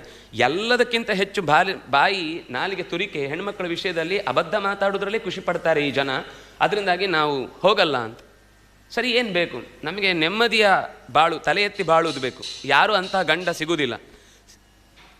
ಸರಿ, ಹಾಗಾದರೆ ಸಾಯುವುದೊಂದು ಬಿಟ್ಟು ಬೇರೆ ಏನೋ ಆಪ್ಷನ್ ಇಲ್ವಾ? ಮದುವೆ ಆದರೆ ನಿನ್ನನ್ನು ಹಾಕ್ತೇವೆ ಅಷ್ಟೇ, ಅದು ತೊಂದರೆ ಇಲ್ಲ. ಆದರೆ ನನ್ನದು ಒಂದು ಕಂಡೀಷನ್ ಇದೆ, ಕೃಷ್ಣ ಬಿಟ್ಟರೆ ಬೇರೆ ಏನೂ ಸಿಗೋದಿಲ್ಲ ನಿಮಗೆ. ಕೃಷ್ಣ ಯಾವುದೇ ಮಂತ್ರಿ ಅಲ್ಲ, ರಾಜ್ಯದಲ್ಲಿ ದೊಡ್ಡ ಅಧಿಕಾರದಲ್ಲಿಲ್ಲ, ಅವನಿಗೆ ಏನೂ ಇಲ್ಲ. ಅವನು ಬರೀ ಕೃಷ್ಣ ಅಂದರೆ ಕೃಷ್ಣನೇ. ಅದರ ಅಕ್ಕಪಕ್ಕದಲ್ಲಿ A to Z ತನಕ ಯಾವುದೇ ತಲೆಕೆಟ್ಟ PhDಗಳಿಲ್ಲ, ಅಥವಾ ಯಾವುದೇ ಸಂಸ್ಥೆಯ CEO ಅಲ್ಲ. ನಿಮ್ಗೆ ಏನು ಬೇಕು? ಕೃಷ್ಣ ಮಾತ್ರ ಸಿಗ್ತಾನೆ, ಅಷ್ಟೇ ಸಾಕು ಅಂತಂದರು. ಒಪ್ಪಿಕೊಂಡ್ರು. ರಥವನ್ನು ಖಾಲಿ ಕಳಿಸ್ದ. ತಂದೆ ತಾಯಿಗಳನ್ನು ದ್ವಾರಕೆಗೆ ಕರ್ಕೊಂಡು ಬನ್ನಿ ಅಂತ ಹೇಳ್ದ. ತಾನು ಸೀದಾ ಅದಿತಿಯ ಕುಂಡಲವನ್ನು ಕೊಡಲಿಕ್ಕೋಸ್ಕರ ಸತ್ಯಭಾಮಿಯ ಜೊತೆಗೆ ದೇವಲೋಕಕ್ಕೆ ಹೋಗಿದ್ದಾನೆ. ಅದಿತಿಗೆ ಕೊಟ್ಟು ನಮಸ್ಕಾರ ಮಾಡಿ ಹೊರಡುವಾಗ ಸತ್ಯಭಾಮಿ ಹೇಳಿದ, ಇಷ್ಟೆಲ್ಲವೂ ಎಲ್ಲ ಕಡೆ ನಾವು ಸಹಾಯ ಮಾಡಿ ನಿನಗೆ ಎಷ್ಟು ಉಪಕಾರ ಮಾಡಿದ್ದೇನೆ, ಎಲ್ಲ ಶೋ ಆಯಿತು, ನೋಡ್ಕೊಂಡು ಬಂದಾಯಿತು, ಇಷ್ಟು ದೂರ ಬಂದ ಮೇಲೆ ನನಗೇನು ಕೊಡಿಸಲ್ವ ನೀನು? ಏನು ಕೊಡಿಸ್ಬೇಕು? ಈ ಪಾರಿಜಾತದ ಗಿಡ ಬೇಕು, ನಮ್ಮ ಊರಿಗೆ ಕರ್ಕೊಂಡು ಹೋಗ್ಬೇಕು, ತೊಗೊಂಡು ಹೋಗ್ಬೇಕು. ನಮ್ಮದೇ ಅದು ತೊಗೊಂಡು ಬಾ ಅಂದು. ಸರಿ, ಇಂಥ ಕಿತ್ಕೊಂಡು ಬರೋ ಅಷ್ಟರಲ್ಲಿ ಅಲ್ಲಿ ಕಾವಲುಗಾರರು ನೋಡಿ ಅಂತ ಕಿರ್ಚ್ಕೊಂಡು ಯುದ್ಧಕ್ಕೆ ಬಂದರು. ಎಲ್ಲ ದೇವತೆಗಳು ಒಟ್ಟು ಸೇರಿದ್ರು, ಇಂದ್ರನು ಸೇರಿ ಯುದ್ಧ ಆಯಿತು. ಕೃಷ್ಣ ಅನಾಯಾಸವಾಗಿ ಸೋಲಿಸಿ ಕರ್ಕೊಂಡು ಕೆಳಕ್ಕೆ ಬರುವಷ್ಟರಲ್ಲಿ ಇಂದ್ರ, ನೀನೇ ಮಥನದಲ್ಲಿ ಭರಿಸಿದಂತಹ ಪಾರಿಜಾತವನ್ನು ನೆಟ್ಟು ಬೆಳೆಸಿದ್ದನ್ನು ನಾನು ನೀನೇ ತಗೊಂಡು ಹೋಗುವಾಗ ಎಚ್ಚರ ಇಲ್ಲದೆ ಮರೆತು ಬಿಟ್ಟೆ, ಕ್ಷಮಿಸು ಅಂದ. ವಿಸ್ಮೃತ ಶಾರ್ಂಗ ಧರಾವತಾರ. ಭಗವಂತ ಅವತರಿಸಿದ್ದನ್ನು ಕೆಲವೊಂದು ಬಾರಿ ದೇವತೆಗಳೇ ಮರೆತು ಹೋಗ್ತಾರೆ, ಇಂದ್ರನೇ ಮರೆತು ಹೋಗುವಂಥದ್ದಿದೆ. ಆದರೆ ಅದು ಮತ್ತೆ ಎಚ್ಚರಾಗಿ ಅದರಿಂದ ತಪ್ಪು ಅಂತ ಹೇಳಿ ಕ್ಷಮೆ ಕೇಳಿದ. ಹೀಗೆ ಇಂದ್ರನ ಜೊತೆಗೆ ಒಂದು ಯುದ್ಧ ಆಯಿತು. ವಾಪಸ್ಸು ದ್ವಾರಕೆಗೆ ಬಂದು 16,100 ವೇದಿಕೆಗಳಲ್ಲಿ 16,100 ಪುರೋಹಿತರನ್ನಿಟ್ಟು 16,100 ಅಂತಃಪುರಗಳಲ್ಲಿ ಅವರಿಗೆ ಬೇಕಾದ ವ್ಯವಸ್ಥೆಯನ್ನು ಮಾಡಿ ಮದುವೆಯಾಗಿ ಪ್ರತಿಯೊಬ್ಬರಿಗೂ ಒಂದೊಂದು ರೂಪದಿಂದ ತಾನು ಕಾಣಿಸಿಕೊಂಡು ಅವರಿಗೆ ಒಬ್ಬೊಬ್ಬರಿಗೆ 1,000 ಜನ ಕೈಯಾಳು ಕಾಳಾಳುಗಳನ್ನು ಕೊಟ್ಟು ಅವರು ಸಂತೋಷದಲ್ಲಿರುವಂತೆ ವ್ಯವಸ್ಥೆಯನ್ನು ಮಾಡಿದ. ಇದನ್ನು ಮುಂದೆ ನಾರದರು ಹೋಗಿ ಪರೀಕ್ಷೆ ಮಾಡಲಿಕ್ಕೆ ಹೋಗಿ ಬೇಸ್ತು ಬೀಳ್ತಾರೆ. ಪ್ರತಿಯೊಂದು ಮನೆಯಲ್ಲೂ ಕೃಷ್ಣ ಒಂದೊಂದು ರೀತಿಯಲ್ಲಿ ಕಾಣಿಸಿಕೊಳ್ತಾನೆ. ಅದನ್ನು ಹೇಳಲಿಕ್ಕೆ ಹೊರಟ ಸಂಗತಿ ಇಷ್ಟು. ಗೃಹಸ್ಥನಾಗಿ ಏನು ವ್ಯವಸ್ಥೆಯನ್ನು ಒಬ್ಬ ವ್ಯಕ್ತಿ ಮಾಡಬೇಕು ಅನ್ನೋದನ್ನು, ಒಂದು ಮನೆಯಲ್ಲಿ ಮಕ್ಕಳಿಗೆ ಅಕ್ಷರ ಬರೆಸ್ತಾ ಇದ್ದ, ಇನ್ನೊಂದು ಮಕ್ಕಳಿಗೆ ಇತಿಹಾಸ ಪಾಠ ಮಾಡ್ತಿದ್ದ, ಇನ್ನೊಂದು ಮಕ್ಕಳಿಗೆ ಶಸ್ತ್ರ ಹಿಡಿತಾ ಇದ್ದ, ಇನ್ನೊಂದು ಮಕ್ಕಳಿಗೆ ಮೀಸ್ತಾ ಇದ್ದ, ಇನ್ನೊಂದು ಮಕ್ಕಳಿಗೆ ಎಲ್ಲೋ ಅಗ್ನಿಕುಂಡದಲ್ಲಿ ಹೋಮ ಮಾಡ್ತಿದ್ದ, ಮತ್ತೊಂದು ಮನೆ ದೇವ್ರ ಪೂಜೆ ಮಾಡ್ತಿದ್ದ, ಒಂದು ಸಂಧ್ಯಾವಂದನೆ ಮಾಡ್ತಿದ್ದ, ಒಂದಲ್ಲಿ ಧ್ಯಾನ ಮಾಡ್ತಿದ್ದ. ಏನೇನು ಒಬ್ಬ ವ್ಯಕ್ತಿ ಮಾಡಲಿಕ್ಕಿದೆಯೋ ಎಲ್ಲವನ್ನೂ ಒಮ್ಮೊಂದು ಮನೆಯಲ್ಲಿ ನಾರದರು ನೋಡಿ ನಮಸ್ಕಾರ ಹಾಕಿ, ಸಾಧ್ಯ ಇಲ್ಲ ನಿನ್ನನ್ನು ಅರ್ಥ ಮಾಡ್ಕೊಳ್ಳಿಕ್ಕೆ. ನಾರದರಿಗೆ ಗೊತ್ತಿರಲಿಲ್ಲ ಅಂತಲ್ಲ, ನಾರದರಿಗೆ ನಮಗೆ ಗೊತ್ತಾಗಿಸ್ಬೇಕಿತ್ತು. ದೊಡ್ಡವರು ಕೆಲವೊಂದು ಸರ್ತಿ ಹಾಗೆ ಮಾತಾಡ್ಕೊಳ್ತಾರೆ. ಅದರ ಅರ್ಥ ನಾವು ಅಯ್ಯೋ ಅದಡ್ರಿ ಏನು ಇಷ್ಟೆಲ್ಲ ಗೊತ್ತಾಗೋದಿಲ್ಲ, ನಮಗೆ ಗೊತ್ತಾಗುತ್ತೆ, ನಾವೇ ಭಾಗವತ ಓದಿದೆ, ಅವ್ರಿಗೆ ಗೊತ್ತಾಗ್ತಿರ್ಲಿಲ್ವಾ ಅಂತ. ಅವರು ನೋಡಿ ಹೇಳಿದ್ರಿಂದ ಭಾಗವತದ ದಾಖಲೆ ಆಯಿತು, ನಮ್ಗೆ ಈಗ ಗೊತ್ತಾಗ್ತಾ ಇದೆ. ಅಂದರೆ ಇದು ದೊಡ್ಡವರ ಚಲನವಲನಗಳು. ಹೀಗೆ ಮನೆಗೆ ಬಂದಿದ್ದಾನೆ ರುಕ್ಮಿಣಿ. ನಾನು ತಾಯಿ ಆಗಬೇಕು ಅಂತ ಬಯಸಿದ್ದೇನೆ, ನೀವೇನು ಮನಸ್ಸೇ ಮಾಡ್ತಿಲ್ಲ. ಆಯಿತು ಹೋಗೋಣ ಅಂತ ಸೀದಾ ಕೈಲಾಸಕ್ಕೆ ಕರ್ಕೊಂಡು ಹೋದ್. ಅಲ್ಲಿ ರುದ್ರದೇವರನ್ನು ತಪಸ್ ಮಾಡ್ದ. ಮೊದಲೇ ಹೇಳಿದ್ದಂತ ಇಳಿದು ಬರೋ ಮುಂಚೆ, ನಾನು ಮಕ್ಕಳನ್ನು ಬೇಕು ಅಂತ ಕೇಳಿಕ್ಕೆ ನಿನ್ನ ಹತ್ರ ಬರ್ತೇನೆ, ಆಗೆಲ್ಲ ನೀನು ಹೆಚ್ಚು ಕಮ್ಮಿ ಎಲ್ಲ ಮಾತಾಡಬೇಡ. ಅಯ್ಯೋ ನೀವು ಯಾಕೆ ಬರ್ತೀರಿ, ನೀವೇನು ಹೀಗೆ ಬಂದದ್ದು ಅಂತೆಲ್ಲ ಕೇಳಲಿಕ್ಕಿಲ್ಲ. ಆಯಿತು ಅಂತೇಳಿ ನೀನು ಯಥಾವತ್ತ ಶಿಸ್ತಲ್ಲಿ ವರ ಕೊಡಬೇಕು. ನಾನಾಗ ಶಿಸ್ತಲ್ಲಿ ನಿನ್ನ ಹತ್ರ ಪುತ್ರ ಲಾಭವನ್ನು ಪಡ್ಕೊಂಡು ಇಲ್ಲಿಂದ ಹೊರಡ್ತೇನೆ. ಇದೆಲ್ಲ ಕರಾರು ಹಾಕಿಕೊಂಡೇ ಕೃಷ್ಣ ಹೋಗಿದ್ದ. ಅಲ್ಲಿ ತಪಸ್ಸು ಮಾಡಿದ. ತಪಸ್ಸು ಮಾಡಿ ಪ್ರದ್ಯುಮ್ನನ್ನು ಪಡೆದ. ಆಶ್ಚರ್ಯದ ಸಂಗತಿ ಏನು ಅಂದರೆ, ಇದಕ್ಕಿಂತ ಮುಂಚೆಯೇ ರುಕ್ಮಿಣಿಯಲ್ಲಿ ಮಗುವನ್ನು ಪಡೆಯುವ ಮುಂಚೆಯೇ ಈ ಸಾಲ್ವನ ಜೊತೆಗೆ ಯುದ್ಧ ಮಾಡುವ ಪ್ರಸಂಗದಲ್ಲಿ ಅವನ ದೇಹದಿಂದ ಹೀಗೆ ಪ್ರದ್ಯುಮ್ನನ್ನು ಹೊರಗೆ ತೆಗೆದು ಯುದ್ಧ ಎಲ್ಲ ಮುಗಿದ್ಮೇಲೆ ವಾಪಸ್ ಹೀಗೆ ತೆಗೆದು ಒಳಗೆ ಹಾಕೊಂಡಿದೆ. ಇನ್ನೊಂದು ಸರ್ತಿ ರುಕ್ಮಿಣಿಯ ಹೊಟ್ಟೆಯಿಂದಲೇ ಪ್ರದ್ಯುಮ್ನ ಹುಟ್ಟಿ ಬಂದ. ಹುಟ್ಟಿ ಇನ್ನೇನು ಅಳಬೇಕು ಅನ್ನೋಷ್ಟರಲ್ಲಿ ಮಗು ಇಲ್ಲ. ಎಲ್ಲರೂ ನೋಡಿದ್ದಾರೆ, ಹುಟ್ಟಿದ್ದು ನೋಡಿದ್ದಾರೆ. ಹುಟ್ಟಿ ನೋಡಿ ಅಳಬೇಕು ಅಂತ ಬಾಯಿ ತೆಗೆಯೋಷ್ಟರಲ್ಲಿ ಮಗು ಇಲ್ಲ. ನೋಡಿದರೆ ಒಬ್ಬ ರಕ್ಕಸ ಅದನ್ನು ಎಳ್ಕೊಂಡು ಹೋಗ್ಬಿಟ್ಟಿದ್ದಾನೆ. ಎಲ್ಲರೂ ಎಲ್ಲಿಯೇ ಹುಡುಕಿದ್ರು ಸಿಗಲಿಲ್ಲ. ಕೃಷ್ಣನು ಹುಡುಕಿ ಸಾಕಾಯಿತು ಅಂತ ವಾಪಸ್ ಬಂದ. ರುಕ್ಮಿಣಿಗೆ ಸಿಟ್ಟು. ಬೇರೆಯವರಿಗೆಲ್ಲ ಎಷ್ಟು ಸಹಾಯ ಮಾಡ್ತೀನಿ, ನನ್ನ ಮಗುವನ್ನು ಮಾತ್ರ ನೀನು ಹುಡುಕ್ಲಿಕ್ಕೆ ಹೋಗೋದೇ ಇಲ್ಲ, ಹಾಗೆ ಹೀಗೆ ಅಂತ ಅವಳಿಗೆ ಸಿಟ್ಟು ಅಂದರೆ ಸಿಟ್ಟು. ಈ ಮಗು ಸೀದಾ ತೊಗೊಂಡೋಗಿ ಸಮುದ್ರಕ್ಕೆ ಎಸ್ತಿದ್ದಾನೆ. ಒಂದು ದೊಡ್ಡ ಮೀನು ತಿಂದು ಬಿಟ್ಟಿದೆ. ಆ ಮೀನು ನುಂಗಿದ್ದನ್ನು ಒಬ್ಬ ಇವನು ಮೀನುಗಾರ ಹಿಡಿದಿದ್ದಾನೆ. ಅದನ್ನು ತಂದು ಯಾವುದೋ ಅಂಗಡಿಯಲ್ಲಿ ಮಾರ್ತಾ ಇದ್ದಾರೆ. ಮಾರುವಾಗ ಒಬ್ಬಳು ಹೆಣ್ಣುಮಗಳು ಬಂದು ತೊಗೊಂಡೋಗಿದ್ದಾಳೆ. ತೊಗೊಂಡೋಗಿ ತನ್ನ ಮನೆಯಲ್ಲಿ ಮೀನು ತೆಗಿಬೇಕು ಅಂತ ಕೊಯ್ಯುವಾಗ ಸುಂದರವಾದ ಮಗು ಇನ್ನೂ ಬದುಕಿ ಹಾಗೇ ಕಂಡಿದೆ. ಅದನ್ನು ಚೆನ್ನಾಗಿ ಸಾಕಿದ್ದಾಳೆ. ಅದು ಯಾರ ಮನೆ ಅಂದರೆ ಶಂಬರಾಸುರನ ಮನೆಯೇ. ಶಂಬರಾಸುರನ ಮನೆಯಲ್ಲೇ ಗುಟ್ಟಾಗಿ ಆ ಮಗು ಬೆಳೆಯಿತು. ಅವಳು ತನ್ನ ಗಂಡನಿಗೆ ಗೊತ್ತಾದರೆ ಅವಳು ಬೈತಾನೆ ಅಂತ ಹೇಳಿ ಯಾರಿಗೂ ತಿಳಿಸದೆ ಬೆಳೆಸಿದ್ಲು. ಆ ಮಗುವನ್ನು ಸಾಕುವಾಗಲೇ ಅವನು ಯಾರು ಅಂತ ಅವಳಿಗೆ ಗೊತ್ತಿತ್ತು. ಹಾಗಾಗಿ ಎಲ್ಲವನ್ನು ಬೋಧಿಸಿದ್ಲು. ಬೋಧಿಸುವುದು ಅಂದರೆ ಏನು ಅಂದರೆ, ಆ ಮನುಷ್ಯ ಜನ್ಮದಲ್ಲಿ ಬಂದಾಗ ಮಾನುಷಾನ್ನೋಪಭೋಗ ಎಲ್ಲ ಹಳೆಯದೆಲ್ಲ ಪೂರ್ತಿ ನೆನಪಿರುವುದಿಲ್ಲ, ಮತ್ತೆ ನೆನಪಿಸಿದ್ಲು. ಅವನು ಯಾರು ಅಂದರೆ ತನ್ನ ಗಂಡನೇ ಮಗುವಾಗಿ ಸಿಕ್ಕಿದ್ದು, ಕಾಮನೇ ಹುಟ್ಟಿದ್ದಲ್ಲಿ ಪ್ರದ್ಯುಮ್ನಾಗಿ. ಅವಳು ರತಿಯೇ, ಆದರೆ ಯಾವುದೋ ಶಾಪದ ವಶದಿಂದಾಗಿ ರಕ್ಕಸನ ಹೆಂಡತಿಯಾಗಿ ಹುಟ್ಟಿದ್ಲು. ಬೆಳೆದು ಮಂತ್ರವನ್ನೆಲ್ಲ ಉಪದೇಶಿಸಿ ಒಂದು ದಿವಸ ಮನೆಗೆ ಬಂದ ಶಂಬರನಿಗೆ ಗೊತ್ತಾಯಿತು ಇವಳೇನೋ ಮುಚ್ಚಿಡ್ತಾ ಇದ್ದಾಳೆ ಅಂತ. ಒಳಗೆ ಬಂದರೆ ಯಾವುದೋ ಒಬ್ಬ ಹುಡುಗನ ಜೊತೆಗಿರುವುದನ್ನು ನೋಡಿ ಸಿಟ್ಟಿನಿಂದ ಅವಳಿಗೆ ಹೊಡಿಲಿಕ್ಕೆ ಹೋಗ್ತಾನೆ. ಆಗ ಈ ಹುಡುಗ ಅವನ ಜೊತೆಗೆ ಯುದ್ಧ ಮಾಡ್ತಾನೆ. ಮಾಯಾ ಪ್ರಯೋಗಗಳನ್ನೆಲ್ಲ ಮಾಡಿ ಹೊಡೆದು ಹಾಕಿ ಇವನು ಪ್ರದ್ಯುಮ್ನ ವಾಪಸ್ಸು ಅರಮನೆಗೆ ಬರ್ತಾನೆ. ಕೃಷ್ಣ ಹೀಗೆ ನಡ್ಕೊಂಡು ಹೋಗಿರ್ತಾನೆ ಒಂದು ಜಾಗದಲ್ಲಿ. ಅಲ್ಲೇ ದಾರಿಯಲ್ಲಿ ವಾಪಸ್ ಪ್ರದ್ಯುಮ್ನ ಬಂದ. ಎಲ್ಲರೂ ಕೂಡ ಕೃಷ್ಣ ಈಗ ಹೀಗೆ ಹೋದ, ಈ ಕಡೆಯಿಂದ ಬರ್ತಾ ಇದ್ದಾನಲ್ವ ಅಂತ ಎಲ್ಲರಿಗೂ ಅರ್ಧಮರ್ಧ ಡೌಟು. ಯಾಕೆಂದರೆ ಯಥಾವತ್ತು ಹಾಗೆ ಇದ್ದ ಅಂತ, ಅಷ್ಟು ಚಂದ ಮತ್ತು ಅಷ್ಟೇ ಹೋಲಿಕೆ. ರುಕ್ಮಿಣಿ ನೋಡಿ ಕೃಷ್ಣ ಏನು ಹೇಳಿಲ್ಲ. ಯಾಕೆಂದರೆ ಎಲ್ಲ ಗೊತ್ತಿತ್ತು, ಎಲ್ಲಿದ್ಲು, ಏನಾಯಿತು, ಯಾವ ರೀತಿಯಿಂದ ರಕ್ಕಸನನ್ನು ಕೊಲ್ಲಬೇಕಿತ್ತು ಅವನಿದೆಲ್ಲ ಗೊತ್ತಿತ್ತು. ಸುಮ್ಮನಿದ್ದ.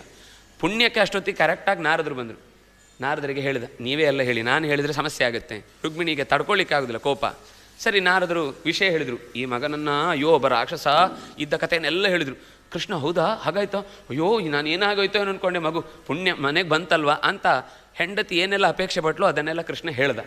ಹೇಳಿ ಆದಮೇಲೆ ಪ್ರದ್ಯುಮ್ನ ಮನೆಗೆ ಬಂದ ಅನ್ನುವ ಸಮಾಧಾನ ಆಯಿತು.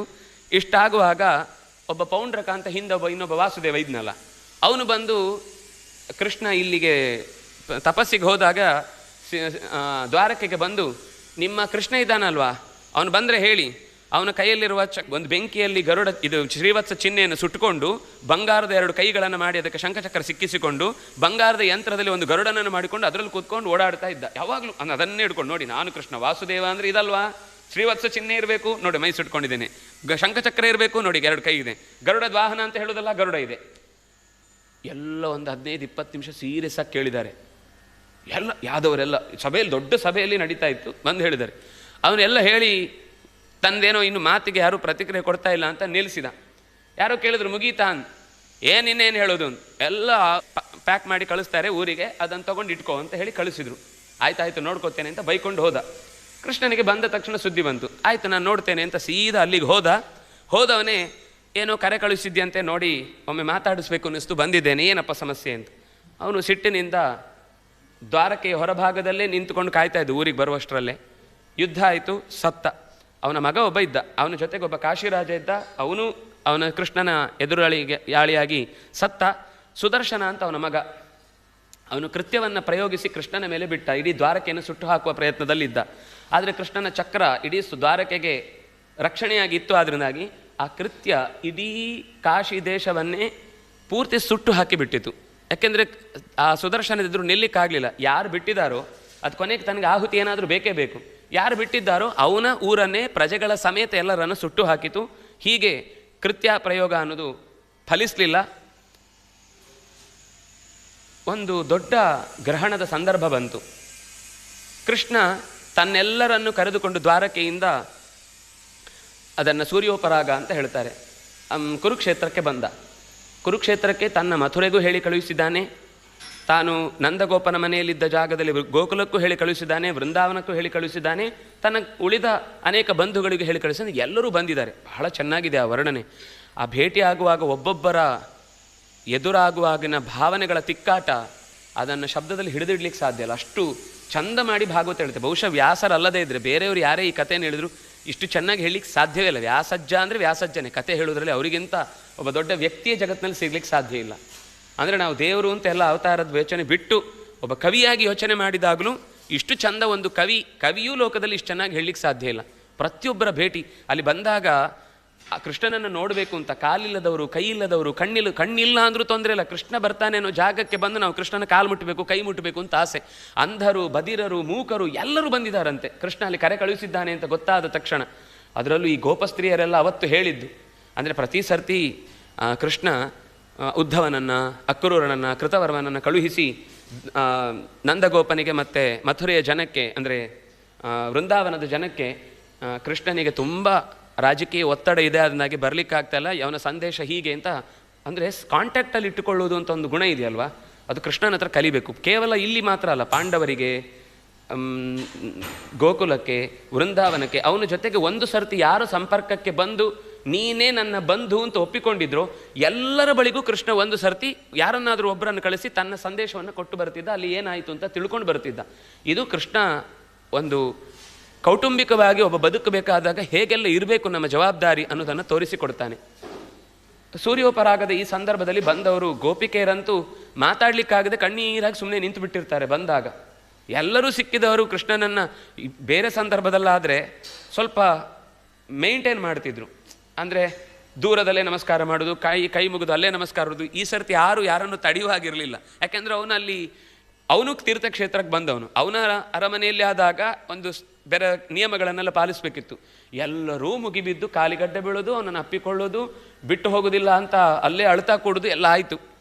ಆ ಹೆಣ್ಮಕ್ಳನ್ನೆಲ್ಲ ಏಕಾಂತಕ್ಕೆ ಕರ್ಕೊಂಡು ಹೋಗಿ ಮಾತಾಡಿಸಿದ. ಯಾವ ಹೆಣ್ಮಕ್ಳು ವೃಂದಾವನದಲ್ಲಿ ರಾಸದಲ್ಲಿ ಜೊತೆಯಾಗಿ ಇದ್ದು ಅವನ ಸಂತೋಷವನ್ನು ಪಡೆದಿದ್ರು ಅವರೆಲ್ಲರನ್ನು ಕರ್ಕೊಂಡು ಹೋಗಿ ಅಧ್ಯಾತ್ಮದ ಬೋಧೆಯನ್ನು ಮಾಡಿ, ನಾನೀಗ ದೂರ ಬಂದದ್ರಿಂದ ನನ್ನ ಮೇಲೆ ಇನ್ನೂ ಹೆಚ್ಚು ಭಕ್ತಿ ಬಂತಲ್ವ ನಿಮಗೆ, ನಾನು ದೂರ ಆಗಿದ್ದು ನಿಮ್ಮನ್ನು ಉದ್ಧಾರ ಮಾಡಲಿಕ್ಕಾಗಿ, ನಿಮ್ಮನ್ನು ಬಿಟ್ಟು ನಿಮ್ಮನ್ನು ಅನ್ಯಾಯ ಮಾಡಿದ್ದೇನೆ ಅಂತ ತಿಳ್ಕೊಳ್ಬೇಡಿ, ನಿಮ್ಮ ಹೃದಯದಲ್ಲಿ ನಾನು ಯಾವಾಗಲೂ ಇದ್ದೇನೆ ಅಂತ ಎಲ್ಲ ಧೈರ್ಯ ಹೇಳಿದ ಮೇಲೆ ಆ ಹೆಣ್ಣುಮಕ್ಕಳಲ್ಲೂ ಒಂದು ರೀತಿ ಆ ಅಳುವನ್ನೆಲ್ಲ ಕಣ್ಣು ಒರೆಸಿಕೊಂಡು, ಇಲ್ಲ ಕೃಷ್ಣ, ನಾವು ಇನ್ನು ಮುಂದೆ ಹಠ ಸಾಧನೆ ಮಾಡಿ ನಿನ್ನನ್ನು ಹೃದಯದಲ್ಲೇ ಕಾಣ್ತೇವೆ, ಪ್ರಯತ್ನ ಮಾಡ್ತೇವೆ ಅಂತ ಅಲ್ಲಿಂದ ಹೊರಟರು.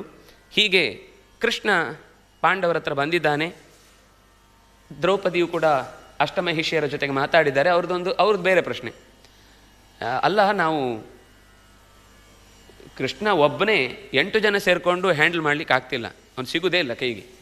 ನೀನು ಒಬ್ಬಳು 5 ಜನ ಎಲ್ಲ ವ್ಯವಸ್ಥೆಯನ್ನು ಅವರು ನೀನು ಹೀಗಂದ ತಕ್ಷಣ ಎಲ್ಲ ಬಂದು ಬಿಡ್ತಾರೆ ಅಂತ ಗುಟ್ಟಿನ ಪ್ರಶ್ನೆಗಳನ್ನೆಲ್ಲ ಮಾಡಿಕೊಂಡು ಮಾತಾಡಿಕೊಳ್ತಾರೆ. ವಸುದೇವ ಯಾಗವನ್ನು ನಡೆಸಿ ಉತ್ತಮ ಕಲ್ಪದ ಯಾಗವನ್ನು ಮುಗಿಸಿ ನಂದದೇವ, ವಸುದೇವ ಎಲ್ಲರೂ ಮಾತಾಡಿಕೊಳ್ತಾರೆ. ಅಷ್ಟು ಹೊತ್ತಿಗೆ ಒಂದು ದುಃಖವನ್ನು ದೇವಕಿ ವ್ಯಕ್ತಪಡಿಸ್ತಾಳೆ.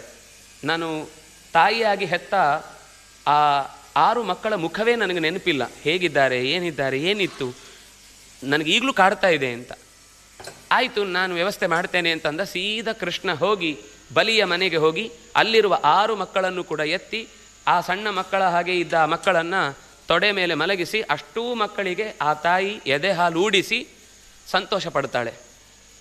ಹಿಂದೆ ಮರೀಚಿಯ ಮಕ್ಕಳಾದ ಅದೇ 6 ಜನ ಶಾಪಗ್ರಸ್ತರಾಗಿ ಭೂಮಿಯಲ್ಲಿ ಅವತರಿಸುವ ಪ್ರಸಂಗ ಬಂದಾಗ ನಮಗೆ ಭೂಮಿಯಲ್ಲಿ ಇರುವುದಕ್ಕೆ ಅಪೇಕ್ಷೆ ಇಲ್ಲ ಅಂತ ಕೇಳಿದ್ದಕ್ಕೆ ಹುಟ್ಟಿದೊಡನೆ ನಾವು ಸಾಯಬೇಕು ಅಂತ ಬಯಸಿದ್ರು. ಅದರ ಪರಿಣಾಮವಾಗಿ ಕಂಸನ ಕೈಯಲ್ಲಿ ಸತ್ರು. ಕಂಸನ ಕೈಯಲ್ಲೇ ಯಾಕೆ ಸತ್ರು ಅಂದರೆ ಕಂಸನೇ ಸಾಯಿಸಬೇಕು ಅಂತ ಹಿರಣ್ಯಕಶಿಪು ಹಿಂದೊಮ್ಮೆ ಶಾಪ ಕೊಟ್ಟಿದ್ದ. ಯಾಕೆಂದರೆ ಇವರೇ ಒಮ್ಮೆ ರಕ್ಕಸರಾಗಿ ಹುಟ್ಟುವ ಪ್ರಸಂಗ ಬಂದಾಗ ಕಾಲನೇಮಿಯ ಮಕ್ಕಳಾಗಿ ಹುಟ್ಟಿದ್ರು. ಇವು ಹಿರಣ್ಯಕಶಿಪುವನ್ನು ಬಿಟ್ಟು ಬ್ರಹ್ಮನನ್ನು ಪ್ರಾರ್ಥನೆ ಮಾಡಿದ್ದಕ್ಕೋಸ್ಕರ ಹಿರಣ್ಯಕಶಿಪುವಿಗೆ ಕೋಪ ಬಂತು. ನಾನಿಲ್ಲಿ ಬ್ರಹ್ಮ ಇರಬೇಕಾದ್ರೆ ನೀವು ಅವನನ್ನು ಹೇಗೆ ಪ್ರಾರ್ಥನೆ ಮಾಡಿದ್ರಿ, ನಿಮ್ಮ ಅಪ್ಪನಿಂದ ಸತ್ತೋಗಿ ಅಂತ ಅವನು ಶಾಪ ಕೊಟ್ಟಿದ್ದ. ಸರಿ, ಅಲ್ಲಿ ಸಾಯುವಾಗ ನರಸಿಂಹದೇವರ ಕೈಯಲ್ಲೇ ಸತ್ತಿದ್ರು. ಇಲ್ಲಿ ಇದೇ ಕಾಲನೇಮಿ ಈಗ ಕಂಸನಾಗಿ ಹುಟ್ಟಿದ್ದ. ಹಿರಣ್ಯಕಶಿಪು ಮಾಸು ಸತ್ಯ ಆಗಬೇಕು, ಅವರು ಕೂಡ ಮನುಷ್ಯರಾಗಿ ಹುಟ್ಟುವುದನ್ನು ಆಗಲೇ ಹೆಚ್ಚು ಬೇಗ ಕಳ್ಕೊಳ್ಬೇಕು ಅನ್ನೋ ದೃಷ್ಟಿಯಿಂದ ಬಂದಿದ್ದರು. ಕಂಸ ಅವರನ್ನು ಕೊಂದ. ಈಗ ಮತ್ತೆ ಮೂಲ ರೂಪಕ್ಕೆ ಭಗವಂತ ಹಾಲೂಡಿಕೊಂಡ ಎದೆಯಿಂದಲೇ ಇವರು ಹಾಲು ಕುಡಿದ್ರು. ಆದ್ದರಿಂದಾಗಿ ಇವರಿಗೆ ಅಮೃತ ರಸ ಸೇಚನೆಯಂತೆ ಮೋಕ್ಷಕ್ಕೆ ಹೋಗುವಂತಹ ಯೋಗ್ಯತೆಯನ್ನು ಪಡೆದು ತಮ್ಮ ತಮ್ಮ ಲೋಕಕ್ಕೆ ಹೋದರು.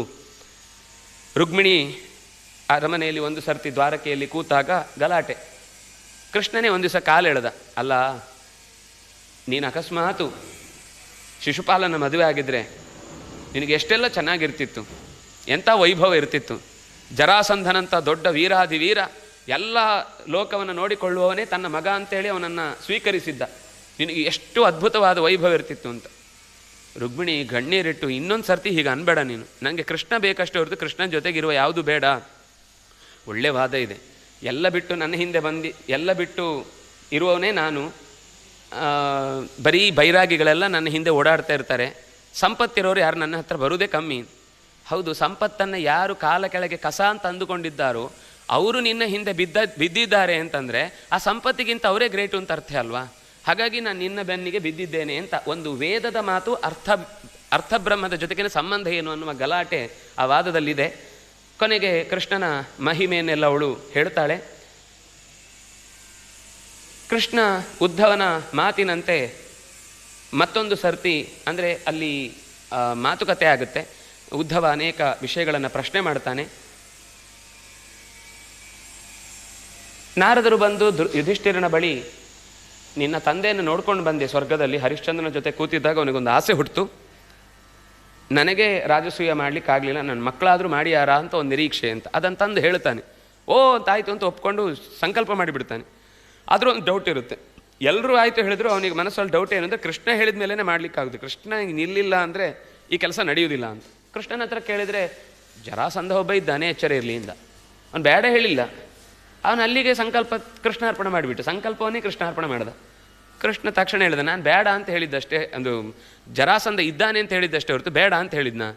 ಭಯಕೃತ್ ಭಯ ನಾಶನ, ನಾನು ವಿಷಯ ಹೇಳಿದ್ದೇನಷ್ಟೇ, ನಾಶ ನಾನೇ ಮಾಡ್ತೇನೆ, ನಿನ್ನ ತಮ್ಮಂದ್ರನ್ನು ಕಳಿಸು ಅಂತ ಅರ್ಜುನ ಮತ್ತು ಭೀಮನನ್ನು ಕರ್ಕೊಂಡು ಹೋಗಿ ಭೀಮನಿಂದ ಜರಾಸಂಧನನ್ನು ಕೊಲ್ಲಿಸಿ 22,800 ಹುಡುಗರನ್ನು ಬಿಡುಗಡೆಗೊಳಿಸಿ ಆ ಇಡೀ ರಾಜ್ಯವನ್ನು ಮತ್ತೆ ಅವನದ್ದೇ ಮಗನಾದ ಸಹದೇವನಿಗೆ ಕೊಟ್ಟು ಅವನನ್ನು ಸಿಂಹಾಸನದಲ್ಲಿ ಕೂಡಿಸಿ ಕಪ್ಪವನ್ನು ತೆಗೆದುಕೊಂಡು ಬಂದ. ಹೀಗೆ ದಿಕ್ಕು ಬಿದಿಕ್ಕುಗಳಿಗೆ ಸೈನ್ಯವನ್ನು ಕಳುಹಿಸಿ ಎಲ್ಲ ಕಡೆಯಿಂದಲೂ ಕಪ್ಪವನ್ನು ತಂದು ರಾಜಸೂಯಾಗ ಅದ್ಭುತವಾಗಿ ನಡೆಯಿತು. ಅದೇ ಸಭೆಯಲ್ಲಿ ಕೃಷ್ಣನಿಗೆ ಆಚಾರ್ಯ ಪೂಜೆಯನ್ನು ಮಾಡುವ ಹೊತ್ತಿಗೆ ಶಿಶುಪಾಲ ಅದನ್ನು ತಡೆದ. ಆಚಾರ್ಯ ಪೂಜೆ ಪಡೆಯುವ ಕೃಷ್ಣನೇ ಅಲ್ಲಿ ಬಂದ ಎಲ್ಲ ಋತ್ವಿಜರ ಕಾಲು ತೊಳೆದವರನ್ನು ಸಭಾಮಧ್ಯದಲ್ಲಿ ಗೌರವಿಸಿದ. ಶಿಶುಪಾಲ ಇಂಥ ಒಬ್ಬ ಜಾರನಿಗೆ ಚೋರನಿಗೆ ಕೊಟ್ಟು ಮದುವೆ ಮಾಡ್ತಿರಲ್ವಾ, ಇದು ಆಚಾರ್ಯ ಪೂಜೆ ಮಾಡ್ತಿರಲ್ವ ಅಂತ ಹೀಗಳದ. ಕೃಷ್ಣ ಅವನನ್ನು ಕೊಂದ. ಆ ಶ್ವೇತನ ಸೀದ ಹೋಗಿ ಕೃಷ್ಣನ ಎದೆಯನ್ನು ಸೇರಿಕೊಂಡಿತು. ಯುಧಿಷ್ಠಿರನಿಗೆ ಪ್ರಶ್ನೆ ಬಂತು, ಇದೇನು ಈ ಥರ, ಅವನು ದ್ವೇಷ ಮಾಡ್ತಾ ಇದ್ದನು, ಅವನು ಹೇಗೆ ಕೃಷ್ಣನೊಳಗೆ ಸೇರಿಕೊಂಡ ಅಂದರೆ ಹಿಂದಿನ ಅಷ್ಟು ಕಥೆಯನ್ನು ಹೇಳಿ, ಶಿಶುಪಾಲ ಅಂತಂದರೆ ಅದೇ ಭಗವಂತನದ್ದೇ ಸೇವೆಯನ್ನು ಮಾಡ್ತಾ ಇದ್ದ ಜಯ ಅಂತೆಲ್ಲ ಗೊತ್ತಾಯಿತು. ಒಟ್ಟು ಈಗೊಂದು ಬಿದ್ದ ತಲೆ ಇನ್ನು ಸಾವಿರಾರು ಲಕ್ಷಗಟ್ಟಲೆ ತಲೆಯನ್ನು ಉರುಳಿಸ್ಲಿಕ್ಕೆ ಇಟ್ಟ ಈಡುಗಾಯಿ ಅಂತ ಆಮೇಲೆ ಬೇರೆ ಒಂಚೂರು ತಲೆಗೆ ಹುಳ ಬಿಟ್ಟು ವೇದವ್ಯಾಸರಲ್ಲಿಂದ ಹೊರಟು ಹೋದರು. ಗಾಬರಿ ಆಗೋದ ಯುಧಿಷ್ಠಿರ. ಕೃಷ್ಣ ಹೇಳಿದೆ, ಎಲ್ಲವನ್ನು ಕಾಲ ಒಪ್ಪಿಕೊಂಡದ್ದನ್ನು ನಾವು ಒಪ್ಪಿಕೊಳ್ಬೇಕು, ನಾವು ಹೇಗಿದೆಯೋ ಹಾಗೆ ಕಾಲ ಒಪ್ಪಿಕೊಳ್ಳಿಕ್ಕಾಗೋದಿಲ್ಲ ಅಂತ ಸಮಾಧಾನ ಮಾಡಿ ಕಳುಹಿಸಿದ್ದಾನೆ. ಬಲರಾಮ ಮಾತ್ರ ನಂದಗೋಕುಲಕ್ಕೆ ಹೋಗಿ ಮತ್ತೆ ಕೆಲವು ದಿವಸ ಯಮುನೆಯಲ್ಲಿ ಆ ಗೋಪಿಯರ ಜೊತೆಗೆ ಕೃಷ್ಣನ ಬಗ್ಗೆ ಹೇಳಿ ಸಂತೋಷಪಡಿಸಿದ. ಸಾಂಬ ಸ್ವಯಂವರಕ್ಕೋಸ್ಕರ ದುರ್ಯೋಧನನ ಮಗಳನ್ನೇ ಸ್ವಯಂವರಕ್ಕೆ ಅಂತ ಇಟ್ಟವಳನ್ನು ಎತ್ಕೊಂಡು ಬಂದುಬಿಟ್ಟಿದ್ದಾನೆ. ಕೃಷ್ಣನ ಮಗ ಅಲ್ವಾ, ಎತ್ಕೊಂಡು ಬರೋದು ಅಂತಂದರೆ ಸಿಟ್ಟು ಬಂತು ಅವನಿಗೆ. ಸಿಟ್ಟು ಬಂದು ಲಕ್ಷಣನನ್ನೇ ಬಂಧಿಸಿ ಒಳಗಿಟ್ಬಿಟ್ರು, ಕಳುಹಿಸಿದ. ಬಹಳ ಚೆನ್ನಾಗಿದೆ ಆ ಭಾಗ, ಸಿಟ್ಟು ರೋಷ ಸೆಡವೆಲ್ಲ ಹೆಂಗಿರುತ್ತೆ ಅಂತ. ಬೇಗ ವಾಪಸ್ ಬಿಡಬೇಕಂತೆ ಅಂತ ಬಲರಾಮ ನೋಟಿಸ್ ಕಳಿಸಿದ. ಚಪ್ಪಲಿಯನ್ನು ಎಲ್ಲಿ ಬಿಡಬೇಕು ಅಲ್ಲಿ ಬಿಡಬೇಕು, ಅದನ್ನು ತಲೆಯಲ್ಲಿ ಹೊತ್ಕೊಳ್ಲಿಕ್ಕೆ ಆಗಲ್ಲ ಅಂತ ಹೇಳಿ ದುರ್ಯೋಧನ ವಾಪಸ್ ಹೇಳಿದ. ಯಾರು ಗುರುಗಳು ಬಲರಾಮ ಅಂದರೆ ಗದಾಯುಧದ ಗುರು. ಅದರಲ್ಲಿ ಅಷ್ಟು ಕೋಪ ಯಾಕಿತ್ತು ಅಂದರೆ ಇದರ ಮಧ್ಯದಲ್ಲಿ ಒಂದು ಎಡವಟ್ಟೆ ಸಣ್ಣ ಕೆಲಸ ಇತ್ತು, ಅದು ನಾನು ಹೇಳಲಿಲ್ಲ.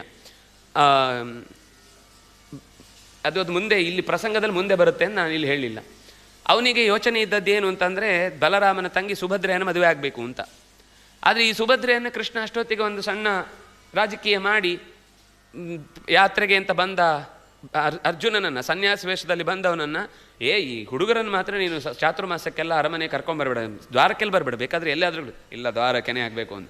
ಆದರೆ ಅರಮನೆಗೆ ಮಾತ್ರ ಇಲ್ಲ ಅರಮನೆಯಲ್ಲೇ ಆಗಬೇಕು, ಆದರೂ ನಮ್ಮ ಮನೆಯಲ್ಲಿರೋ ಹೆಣ್ಮಕ್ಳನ್ನು ಮಾತ್ರ ಇಡುವ, ಹೆಣ್ಮಕ್ಳೇ ಆಗಬೇಕು. ಅವ್ನು ಏನು ಹೇಳಿದ್ರು ಅದು ವಿರುದ್ಧವಾಗಿ ಎಲ್ಲ ಇಟ್ಟು ಕೊನೆಗೆ 4 ತಿಂಗಳಾಗುವಾಗ ಕೃಷ್ಣ ಅರ್ಜುನ ದ್ರೌಪದಿಯನ್ನು ಸುಭದ್ರೆಯನ್ನು ಹಾರಿಸಿಕೊಂಡು ಹೊರಟೋದ.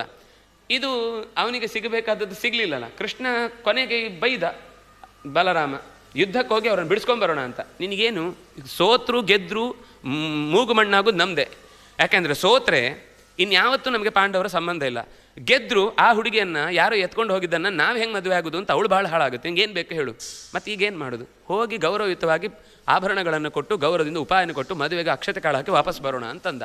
ಹೀಗೊಂದು ಮದುವೆ ಆದದ್ರಿಂದ ದುರ್ಯೋಧನನಿಗೆ ಸಿಟ್ಟು. ಆ ಸಿಟ್ಟಿನ ಫಲವಾಗಿ ಲಕ್ಷಣನನ್ನು ಹಿಡಿದಿಟ್ಟಿದ್ದಾನೆ. ಬಲರಾಮ ಬಿಡಿಸು ಅಂತ ಹೇಳಿದ್ರು ಬಿಡದೇ ಇದ್ದಾಗ ಅರಮನೆ ತನಕ ಹೋಗಲೇ ಇಲ್ಲ, ಕುರುಕ್ಷೇತ್ರದ ಹೊರಬಾಗಿಲಿನಲ್ಲಿ ನಿಂತ್ಕೊಂಡು ಹಲವನ್ನು ನೆಲಕ್ಕೆ ಊರಿ ಇಡೀ ಗಂಗೆಯ ಆ ಕಡೆಯ ಮಡುವಿನೊಳಗೆ ಕುರುಕ್ಷೇತ್ರವನ್ನು ಮುಳುಗಿಸ್ತೇನೆ ಅಂತ ಎತ್ತಿಬಿಟ್ಟಿದ್ದಾನೆ ಇಡೀ ಕುರುಕ್ಷೇತ್ರವನ್ನು. ಎಲ್ಲ ಭೂಕಂಪ ಆದಾಗ ಓಡಿ ಬಂದಿದ್ದಾರೆ ಹೊರಗಡೆ. ಓಡಿ ಬಂದು ಅವನು ಹಲಾಯುಧವನ್ನು ಹಿಡಿದು ಹೀಗೆ ನಿಂತಿರುವ ಶೈಲಿಯನ್ನು ನೋಡಿ ಗಾಬರಿಯಾಗಿ ಬಂದು ಕಾಲಿಗೆ ಅಡ್ಡ ಬಿದ್ದು ತಪ್ಪಾಯಿತು ಅಂತ ಕೇಳಿಕೊಂಡ. ಮತ್ತೆ ಯಥಾಸ್ಥಿತಿಗೆ ಇಳಿಸಿ ಲಕ್ಷಣನನ್ನು ಬಿಡಿಸಿಕೊಂಡು ವಾಪಸ್ಸು ಲಕ್ಷಣೆಯನ್ನು ಮತ್ತು ಪ್ರದ್ಯುಮ್ನನ್ನು ಇಳಿಸಿಕೊಂಡು ಸಾಂಬನನ್ನು ಉಳಿಸಿಕೊಂಡು ವಾಪಸ್ಸು ಬಂದಿದ್ದಾರೆ. ಇದಾದ ಮೇಲೆ ಶ್ರುತದೇವ ಮತ್ತು ಬಹುಲಾಶ್ವ ಅಂತನ್ನುವ ಇಬ್ಬರು ಮಿಥಿಲಾ ಪಟ್ಟಣದಲ್ಲಿ ಕೃಷ್ಣನನ್ನು ಬಹಳ ಪ್ರೀತಿಸ್ತಾ ಇದ್ದವರು. ಕೃಷ್ಣ ಬರಬೇಕು ಅಂತ ಕೇಳಿಕೊಂಡಾಗ ಅವರ ಹತ್ರ ಹೋಗಿ ಅವರ ಸೇವೆಯನ್ನು ಸ್ವೀಕರಿಸಿದ್ದಾನೆ. ಮುಂದೆ ಒಂದು ಪ್ರಸಂಗವಶಾತ್ ಪ್ರಶ್ನೆಯಲ್ಲಿ ಭಗವಂತನ ಬಗ್ಗೆ ಹೇಳ್ತಾ ಶ್ರುತಿಗೀತೆ ಬರುತ್ತೆ. ತುಂಬ ಚೆನ್ನಾಗಿ ಭಗವಂತ ಹುಟ್ಟುವ ಮುನ್ನ, ಅಂದರೆ ಜಗತ್ತನ್ನು ಹುಟ್ಟಿಸುವ ಮುನ್ನ ಎದ್ದಿದ್ದ ಒಬ್ಬಳು ಶ್ರುತಿ, ವೇದಾಭಿಮಾನಿನಿ. ಅವಳು ಭಗವಂತನ ಸ್ತೋತ್ರ ಮಾಡಿದ ರೀತಿ ಹೇಗೆ, ಮುಂದೆ ಹುಟ್ಟಲಿರುವ ಜಗತ್ತಿನ ನಿಯಮನವನ್ನು ಮಾಡುವ ಭಗವಂತನ ಸ್ತೋತ್ರದ ಕುರಿತಾದ ಚಿತ್ತವೃತ್ತಿ ಇದು. ಸೃಷ್ಟಿಯಾಗಲಿಕ್ಕಿರುವ ಚಿತ್ತವೃತ್ತಿಯ ಸ್ತೋತ್ರದ ರೂಪದಲ್ಲಿ ಬಂದದ್ದು. ಪಾಂಡವರು ವನವಾಸವನ್ನು ಮುಗಿಸಿದ್ದಾರೆ. ಕೃಷ್ಣ ಶಕ್ರಪ್ರಸ್ಥಕ್ಕೆ ಇಂದ್ರಪ್ರಸ್ಥಕ್ಕೆ ಬಂದಿದ್ದಾನೆ. ಅವರ ಪರವಾಗಿ ದೌತ್ಯಕ್ಕೆ ನಿಂತಿದ್ದಾನೆ. ಕೃಷ್ಣ ದುರ್ಯೋಧನವನ್ನು ಹಿಡಿಲಿಕ್ಕೆ ಹೋಗಿ ಕೊನೆಗೆ ತನ್ನ ವಿಶ್ವರೂಪದಿಂದ ರಾತ್ರಿಯೆಲ್ಲ ಕಣ್ಣಿಲ್ಲ ಅನ್ನೋ ಕಾರಣಕ್ಕೋಸ್ಕರ ಅತ್ತಂತಹ ಧೃತರಾಷ್ಟ್ರನಿಗೆ ಅವತ್ತು ಕಣ್ಣು ಕೊಟ್ಟಿದ್ದಾನೆ. ಕೊನೆ ಕೇಳ್ದ, ಈ ಕಣ್ಣು ಇರಲ್ಲ ಕೇಳ್ದ. ಅಯ್ಯಯ್ಯೋ, ದೇವರನ್ನು ನೋಡಿದ ಕಣ್ಣಿನಿಂದ ಇನ್ನೇನನ್ನು ನೋಡೋದು ಬೇಡ, ವಾಪಸ್ ತಗೋ ಅಂದ ಧೃತರಾಷ್ಟ್ರ. ಈ ಮಕ್ಕಳ ಮೋರೆ ನೋಡಿ ನಾನು ಮತ್ತೆ ಮನಸ್ಸು ಹಾಳು ಮಾಡ್ಕೊಳ್ಳಿಕ್ಕೆ ಇಷ್ಟ ಇಲ್ಲ, ಬೇಡವೇ ಬೇಡ ಅಂದ. ಆಯಿತು, ಅಲ್ಲಿಂದ ಯುದ್ಧದ ತೀರ್ಮಾನ ಆಯಿತು. ಯುದ್ಧವನ್ನು ಕೈಗೊಂಡರು. ಕೃಷ್ಣ ಅರ್ಜುನನಿಗೆ ಬೋಧೆ ಮಾಡಿದ. 18ನೇ ದಿವಸ ತೊಡೆ ಮುರಿದು ಬಿದ್ದಿದ್ದಾನೆ. ಅವತ್ತು ಬಲರಾಮ ತೀರ್ಥಯಾತ್ರೆಯನ್ನು ಮುಗಿಸ್ಕೊಂಡು ಬಂದಿದ್ದಾನೆ. ಯಾಕೆಂದರೆ ಕೃಷ್ಣನ ಹತ್ರ ಸೈನ್ಯವನ್ನು ತೆಗೆದುಕೊಳ್ಬೇಕು ಅಂತ ಯೋಚನೆ ಮಾಡಿ ದುರ್ಯೋಧನ ಅರ್ಜುನ ಇಬ್ಬರೂ ಬಂದಾಗ ಮೊದಲು ಬಂದವ ದುರ್ಯೋಧನ ಆದರೂ ನೋಡಿದ್ದು ಮೊದಲು ನಾನು ಅರ್ಜುನನನ್ನು ಅಂತ ಹೇಳಿ ತನ್ನನ್ನು ಆಯುಧ ಇಲ್ಲದೆ ಕೊಟ್ಟುಕೊಂಡ. ಉಳಿದ ನಾರಾಯಣ ಸೈನ್ಯವನ್ನು ದುರ್ಯೋಧನನಿಗೆ ಕೊಟ್ಟಿದ್ದ. ನಾನು ಎಲ್ಲಿ ನಿಂತರೂ ಸಮಸ್ಯೆ ಅಂತ ಅಂದ್ಕೊಂಡು ಬಲರಾಮ ಸೀದಾ ತೀರ್ಥಯಾತ್ರೆಗೆ ಹೋಗಿದ್ದ. ಈಗ ಬಂದವನು ಕೃಷ್ಣ ಏನೋ ಅನ್ಯಾಯ ಮಾಡ್ತಾ ಇದ್ದೇನೆ ಅಂತ ಅವನ ಹತ್ರ ವಾದಕ್ಕೆ ನಿಂತ. ಆದರೆ ಅವನು ಮಾಡಿದ ಅನ್ಯಾಯ ಅದು ಏನು ಅಂತ ತೋರಿದ ಮೇಲೆ ಕೃಷ್ಣ ಭೀಮ ಸೊಂಟದ ಕೆಳಗೆ ಹೊಡಿಬಾರ್ದು ಅಂತಿರುವುದು. ಅವನು ಸರಿಯಾಗಿ ಸ್ಪೈನಲ್ ಕಾರ್ಡ್ನ ಮಧ್ಯೆ ಕೊಡ್ದಿದ್ದಾನೆ. ಯಾಕೆಂದ್ರೆ ಅವನು ತಲೆ ಕೆಳಗಾಗಿ ನಿಂತು ಹೇಗೆ ಹೊಡೆದ್ರು ಸೊಂಟದ ಕೆಳಗೆ ಆಗುತ್ತೆ. ಈಗ ಸೊಂಟ ಇದ್ದ ಜಾಗದಿಂದ ತಲೆ ಕೆಳಗಿದೆ, ಹೊಡೆದ್ರೆ ಸೊಂಟದ ಕೆಳಗೆ, ಸೊಂಟದಿಂದ ಮೇಲೆ ಹೊಡೆದ್ರು ಅದು ನಿಂತಾಗ ಸೊಂಟದ ಕೆಳಗೆ, ಅದರಿಂದ ಹೊಡಿಲಿಕ್ಕಿಲ್ಲ ಅನ್ನೋ ಯೋಚನೆ ಹೀಗೆಲ್ಲ ತಲೆಹರಟೆಗಳನ್ನು ಮಾಡಿದ್ದಾನೆ ಅವನು. ಅದಕ್ಕೆ ಎಲ್ಲೂ ಇಲ್ಲ, ಸೊಂಟಕ್ಕೆ ಮೇಲೂ ಅಲ್ಲ ಕೆಳಗೂ ಅಲ್ಲ, ಮಧ್ಯೆ ಕೊಡದೇನೆ ತೊಡೆ ಮುರಿದು ಬಿದ್ದಿದ್ದಾನೆ. ಬಿದ್ದವನು ಅಶ್ವತ್ಥಾಮನನ್ನು ಅಭಿಷಿಕ್ತನನ್ನಾಗಿಸಿ ಇಡೀ ಪಾಂಡವರನ್ನು ವಂಶ ಇಲ್ಲದಂತೆ ಮಾಡು, ಅವರು ಯಾರೂ ಮುಂದೆ ಆಳಬಾರ್ದು, ನನ್ನ ವಂಶ ನಿನ್ನಿಂದಾಗಿ ನನ್ನ ಹೆಂಡತಿಯಲ್ಲಿ ನಡೀಬೇಕು ಅಂತ ಮಾತು ತೆಗೆದುಕೊಂಡ. ಉಪಪಾಂಡವರನ್ನೆಲ್ಲ ಅಶ್ವತ್ಥಾಮ ಹತಗೊಳಿಸಿದ್ದಾನೆ. ಕೃಷ್ಣ ಈ ಎಲ್ಲರನ್ನ ಕರೆದುಕೊಂಡು, ಪಾಂಡವರನ್ನು ದ್ರೌಪದಿಯನ್ನು ಕರೆದುಕೊಂಡು ಧೃತರಾಷ್ಟ್ರ ಮತ್ತು ಗಾಂಧಾರಿ ಇರುವಲ್ಲಿಗೆ ಬಂದಾಗ ಎಲ್ಲರೂ ನಮಸ್ಕಾರ ಮಾಡಿದವರೆಗೂ ತುಂಬ ಚೆನ್ನಾಗಿ ಯಥೋ ಧರ್ಮಸ್ತಥೋ ಜಯ ಅಂತ ಮಕ್ಕಳಿರುವಾಗಲೂ ಅದನ್ನೇ ಹೇಳಿದವಳು. ಒಳ್ಳೆಯದಾಗಲಿ ಅಂತ ಪಾಂಡವರನ್ನು ಹಾಗೆ ಹಾರೈಸಿದವಳು. ಕೃಷ್ಣ ಬಂದು ನಮಸ್ಕಾರ ಮಾಡಿದಾಗ ಮಾತ್ರ 100ರಲ್ಲಿ 100ನ್ನೂ ಕಳ್ಕೊಂಡ ಕರುಳಿನ ಬಳ್ಳಿಯ ವೇದನೆ ತಡೀಲಿಕ್ಕಾಗದೆ ಒಂದನ್ನು ಕೂಡ ಅಮ್ಮ ಅಂತ ಕರೀಲಿಕ್ಕೆ ಉಳಿಸ್ಲಿಲ್ಲಲ್ವ ಕೃಷ್ಣ, ನಿನ್ನ ವಂಶವು ಹೀಗೆ ನಾಶ ಆಗಲಿ ಹಿಂದ ಅಂದ್ಲು. ಕೃಷ್ಣ ತಥಾಸ್ತು ತಾಯಿ, ನೀನು ಹೇಳಿದಾಗಲೇ ನಾನೇ ಯೋಚನೆ ಮಾಡ್ತಿದ್ದೆ ಏನು ಮಾಡಬೇಕು ಮುಂದೆ, ಇದೆಲ್ಲ ಮುಗೀತು, ಇನ್ನು ಒಂದು ತುಂಡು ಬಾಕಿ ಇದೆ, ಅದನ್ನು ಕಳಿಸೋದು ಹೇಗೆ ಅಂತ ಯೋಚನೆ ಮಾಡ್ತಿದ್ದೆ. ಒಳ್ಳೆ ವರ ಕೊಟ್ಟಿದೆ, ದೊಡ್ಡ ಆಶೀರ್ವಾದ ತಾಯಿ ಅಂತ ನಮಸ್ಕಾರ ಮಾಡಿ ಅಲ್ಲಿಂದ ಹೊರಟು ಬಂದಿದ್ದಾನೆ. ಹೀಗೆ ದ್ವಾರಾವತಿಯಲ್ಲಿ ತನ್ನ ಪತ್ನಿಯರ ಜೊತೆಗೆ ಚೆನ್ನಾಗಿ ಆಡ್ತಾ ಅಲ್ಲಿಂದ ಹೊರಟು ಬಂದವನು ಕಾಲಯಾಪನ ಮಾಡ್ತಾ ಇದ್ದಾನೆ. ಇನ್ನೊಂದು ಕಡೆಯಿಂದ ಪಾಂಡವರು ಕೂಡ ತಮ್ಮ ರಾಜ್ಯವನ್ನು ಸುಖವಾಗಿ ಆಳ್ತಾ ಇದ್ದಾರೆ. ಇದೇ ಸಂದರ್ಭದಲ್ಲಿ 60 ತುಂಬಿದ ಸಾಂಬ ಯಾವುದೋ ಒಂದು ಮದುವೆಯ ಒಂದು ದೊಡ್ಡವರು ಬಂದಿರುವ ಸಭೆಯಲ್ಲಿ ಹೆಣ್ಣಿನ ವೇಷವನ್ನು ತೊಟ್ಟಿದ್ದಾನೆ. ಗಂಡು ಅಂತ ಗೊತ್ತಾಗಲಿಲ್ಲ, ಅಲ್ಲ ಯಾರು ಅಂತಲೇ ಗೊತ್ತಿಲ್ಲ, ಎಲ್ಲರೂ ಹೆಣ್ಣು ಅಂತಲೇ ಅನ್ಕೊಂಡಿದ್ದಾರೆ. ಅಷ್ಟು ಚಂದ, ಕೃಷ್ಣನ ಮಗ ಅಲ್ವಾ, ಇನ್ನು ಅವನೇ ಅಷ್ಟು 60 ವರ್ಷದಲ್ಲಿ ಅವನು ಹಾಕಿದ ಹೆಣ್ಣಿನ ವೇಷವನ್ನು ಯಾರೂ ಗುರುತಿಸಲಿಲ್ಲ. ತಮಾಷೆಗೇನು ಶುರು ಮಾಡಿದ್ದು, ಇವಳು ಯಾರು ಯಾರು ಯಾರು ಅಂತ ಯಾರು ಗೊತ್ತಾಗಲಿಲ್ಲ. ಕೊನೆ ಋಷಿಗಳ ಹತ್ರ ಹೋಗುವಾಗ ಸ್ವಲ್ಪ ಕೀಟ್ಲೆ ಜಾಸ್ತಿ ಆಯಿತು ಮನಸ್ಸಲ್ಲಿ. ಅದು ಯಾವಾಗಲೂ ಹಾಗೆ, ತಮಾಷೆಗೆ ಅಂತ ಶುರುವಾದದ್ದು ಒಂದು ಕಡೆಗೆ ಹೋಗಿ ಅಮಾವಾಸ್ಯೆ ಆಗೋದೊಂದು ಇದನ್ನೇ. ಹೋಗಿ ದೊಡ್ಡವರ ಹತ್ರ, ಇವರೆಲ್ಲ ತ್ರಿಕಾಲಜ್ಞಾನಿಗಳಲ್ಲ, ನೋಡೋಣ ನಾವು ಎಷ್ಟು ಚೆನ್ನಾಗಿ ವೇಷ ಧರಿಸಿದ್ದೇವೆ ಅಂತಂದರೆ ಇವರ ತ್ರಿಕಾಲಜ್ಞಾನವನ್ನೂ ಕೂಡ ಪ್ರಶ್ನಿಸುವಂತಾಗುತ್ತೆ ಅನ್ನುವ ಹಾಗೆ ಹೋಗಿ ಅವ್ರ ಹತ್ರ ಕೇಳಿದರು, ಇದೇನು ಹೆರುತ್ತೆ ಹೇಳಿ ಅಂತ. ಅದಕ್ಕೆ ಅವರು ಹೇಳಿದರು, ಸಿಟ್ಟಿನಲ್ಲಿ ಬರೀ ತಮಾಷೆಗೆ ಕೇಳಿದಿದ್ರೆ ಅವರು ತಮಾಷೆಗೆ ಹೇಳ್ತಿದ್ರು. ಅವರಲ್ಲೊಂದು ಕುಹಕ ಇತ್ತು. ತ್ರಿಕಾಲಜ್ಞಾನಿಗಳು ಅಂತ ಹೇಳಿದವರ ತಲೆಯಲ್ಲಿ ನನ್ನ ಹೊಟ್ಟೆಯಲ್ಲಿ ಹುಟ್ಟುವ ಮಗುವಿನ ಬಗ್ಗೆ ತಿಳುವಳಿಕೆ ಇದ್ದೀತೋ ಇಲ್ವೋ ನೋಡಿಬಿಡೋಣ ಅಂತ. ಅದಕ್ಕೆ ಸರಿಯಾಗಿ ಪ್ರಶ್ನೆಗೆ ಉತ್ತರ ಅನ್ನುವ ಹಾಗೆ ನಿಮ್ಮ ವಂಶವನ್ನೇ ಪೂರ ನಿರ್ನಾಮ ಮಾಡುವಂತಹ ಒನಕೆ ಹುಟ್ಟತ್ತೆ ಅಂತ ಶಪಿಸಿದ್ರು. ಗಾಬರಿ ಆಯಿತು, ಓಡಿದ್ರು, ಬಟ್ಟೆ ಬಿಚ್ಚಿದ್ರು. ಹೊಟ್ಟೆ ತೆಗೆದು ನೋಡಿದ್ರೆ ಒಂದು ಒನಕೆ ಇತ್ತು. ಉಗ್ರಸೇನ ಆಹುಕರನ್ನೆಲ್ಲ ಕರೆಸಿ ಗುಟ್ಟಾಗಿ ಮೀಟಿಂಗ್ ಮಾಡಿ ಅಲ್ಲೇ ಅದನ್ನು ಚೆನ್ನಾಗಿ ಕುಟ್ಟಿ ಪುಡಿ ಮಾಡಿ ಪ್ರಭಾಸ ಕ್ಷೇತ್ರಕ್ಕೆ ಎಸೆದು ಏನೂ ಇಲ್ಲ ಅನ್ನೋ ಥರ ವಾಪಸ್ ಬಂದು ಕೂತರು. ಆದರೆ ಇಷ್ಟರಲ್ಲಿ ಮಧ್ಯದಲ್ಲಿ ವಸುದೇವ ನಾರದರ ಹತ್ರ ಮಾತಾಡುವಾಗ ಅನೇಕ ಪ್ರಶ್ನೆಗಳು ಬಂದದ್ದಕ್ಕೆ ಮಧ್ಯದಲ್ಲಿ ಜಾಯಂತೆಯರ ಉಪಾಖ್ಯಾನ, ಉದ್ಧವ ಕೃಷ್ಣನ ಹತ್ರ ಮಾತಾಡುವಾಗ ಯದುವಿನ ಜೊತೆಗಿನ ಸಂಬಂಧಕ್ಕೆ ಒಬ್ಬ ಅವಧೂತನ ಮಾತು, ಎಲ್ಲ ಕಥೆಗಳು ಬರ್ತವೆ. ಕೊನೆಗೆ ಈ ಸುದ್ದಿಯನ್ನು ವಿದುರನಿಗೆ ಹೇಳಿದ ಸಂಗತಿ ನಮಗೆ ಆರಂಭದಲ್ಲೇ ಬಂತು. ಉದ್ಧವ ಬಂದು ಹೇಳ್ತಾನೆ. ಮೈತ್ರೇಯರು ಅಂದರೆ ಉದ್ಧವನ ಹತ್ರ ಮತ್ತೂ ಪ್ರಶ್ನೆಗಳನ್ನು ವಿದುರ ಕೇಳಿದಾಗ, ನಿನಗೆ ಏನು ಹೇಳಬೇಕು ಅಂತ ಅನ್ನೋದನ್ನು ಮೈತ್ರೇಯನ ಹತ್ರ ಹೇಳಿ ಅವನೇ ನಿನಗೆ ಹೇಳ್ತಾನೆ ಅಂತಲೂ ಹೇಳಿದ್ದಾನೆ ಅಂತ ಹೀಗೆ ಉದ್ಧವ ಹೇಳಿದಾಗ ಮತ್ತೆ ಮೈತ್ರೇಯರ ಭೇಟಿ ವಿದುರನ ಜೊತೆಗೆ ಆಗುತ್ತೆ. ಅಲ್ಲಿ ಅವನ ಅನೇಕ ಪ್ರಶ್ನೆಗಳನ್ನು ಕೇಳಿಯೇ ತನ್ನ ಜಿಜ್ಞಾಸೆಯನ್ನು ತಣಿಸಿಕೊಂಡಿದ್ದ. ಹೀಗೆ ಸಾಂಖ್ಯಯೋಗ ಇತ್ಯಾದಿಗಳನ್ನೆಲ್ಲ ಉದ್ಧವನು ಕೂಡ ಪಡೆದು, ನೀನು ಇನ್ನು ಮುಂದೆ ಹೋಗಿ ಬದರಿಯಲ್ಲಿರುವ ಉಳಿದ ಅನೇಕ ಋಷಿಮುನಿಗಳಿಗೆ ಈ ಜ್ಞಾನದ ಪ್ರಸಾರವನ್ನು, ಬೀಜದ ಉದ್ವಾಪವನ್ನು ನೀನು ಮಾಡಬೇಕಾಗತ್ತೆ ಅಂತ ಹೇಳಿ ಕಳುಹಿಸಿಕೊಟ್ಟಿದ್ದಾನೆ. ದ್ವಾರಕೆಯಲ್ಲಿ ಬಹಳವಾದ ಅಂದರೆ ಸಮಯ ಬಂತು ಅಂತ ಗೊತ್ತಾಯಿತು. ದೇವತೆಗಳು ಬಂದು ಕೇಳಿದರು, ಪಂಚವಿಂಶಾಧಿಕಂ ಪ್ರಭೋ, ನೀನು ಬಂದು ಶರಚ್ಛತಂ ವ್ಯತೀಯಾಯ 100 ಷರತ್ತುಗಳು ಕಳೆದು ಹೋಗಿದೆ. ಅಂದರೆ ಷರತ್ತು ಕಳೆಯುವುದು ಅಂದ್ರೆ 1 ವರ್ಷ ಕಳೆಯುವುದು ಅಂತ ಅರ್ಥ. ಆಮೇಲೆ 25 ಷರತ್ತುಗಳು ಹೋಗಿದೆ ಅಂತಂದರು. ಒಂದು ಕಡೆ ಷರತ್ತು ಅಂದರೆ ವರ್ಷ, ಇನ್ನೊಂದು ಕಡೆ ಷರತ್ತು ಅಂದರೆ ಬರೀ ಋತುಗಳು ಅಂತ ಅಷ್ಟೇ ಅರ್ಥ. ಹಾಗೆ ಒಟ್ಟು ಅವನು ಬದುಕಿದ್ದೇ 106 ವರ್ಷ. ಅದರಲ್ಲಿ ಅವರು ಹೇಳಿದ ಸಮಯ 104 ವರ್ಷ, ಅರ್ಧ ವರ್ಷ ಅಂದರೆ 104.5 ವರ್ಷ ಆಗಿದೆ. ಆ ಸಂದರ್ಭದಲ್ಲಿ ದೇವತೆಗಳು ಬಂದು ನೀನು ಮರಳಿ ಬರಬೇಕು ಅಂತ ಕೇಳಿದರು. ಇತ್ತ ಪಾಂಡವರಿಗೂ ಕೂಡ ಉತ್ಪಾತದ ಸುದ್ದಿ ಬಂದಿದೆ, ಏನೋ ಆಗ್ತಾ ಇದೆ ಅಂತ. ಕೃಷ್ಣ ಅರ್ಜುನನಿಗೆ ಕರೆ ಕಳುಹಿಸಿ ಬೇಗ ದ್ವಾರಾವತಿ ಮುಳುಗುವ ಮುನ್ನ ಅಲ್ಲಿಯ ಹೆಣ್ಣು ಮಕ್ಕಳನ್ನು ಕರೆತರಬೇಕು ಅಂತ ಹೇಳಿದ್ದಾನೆ.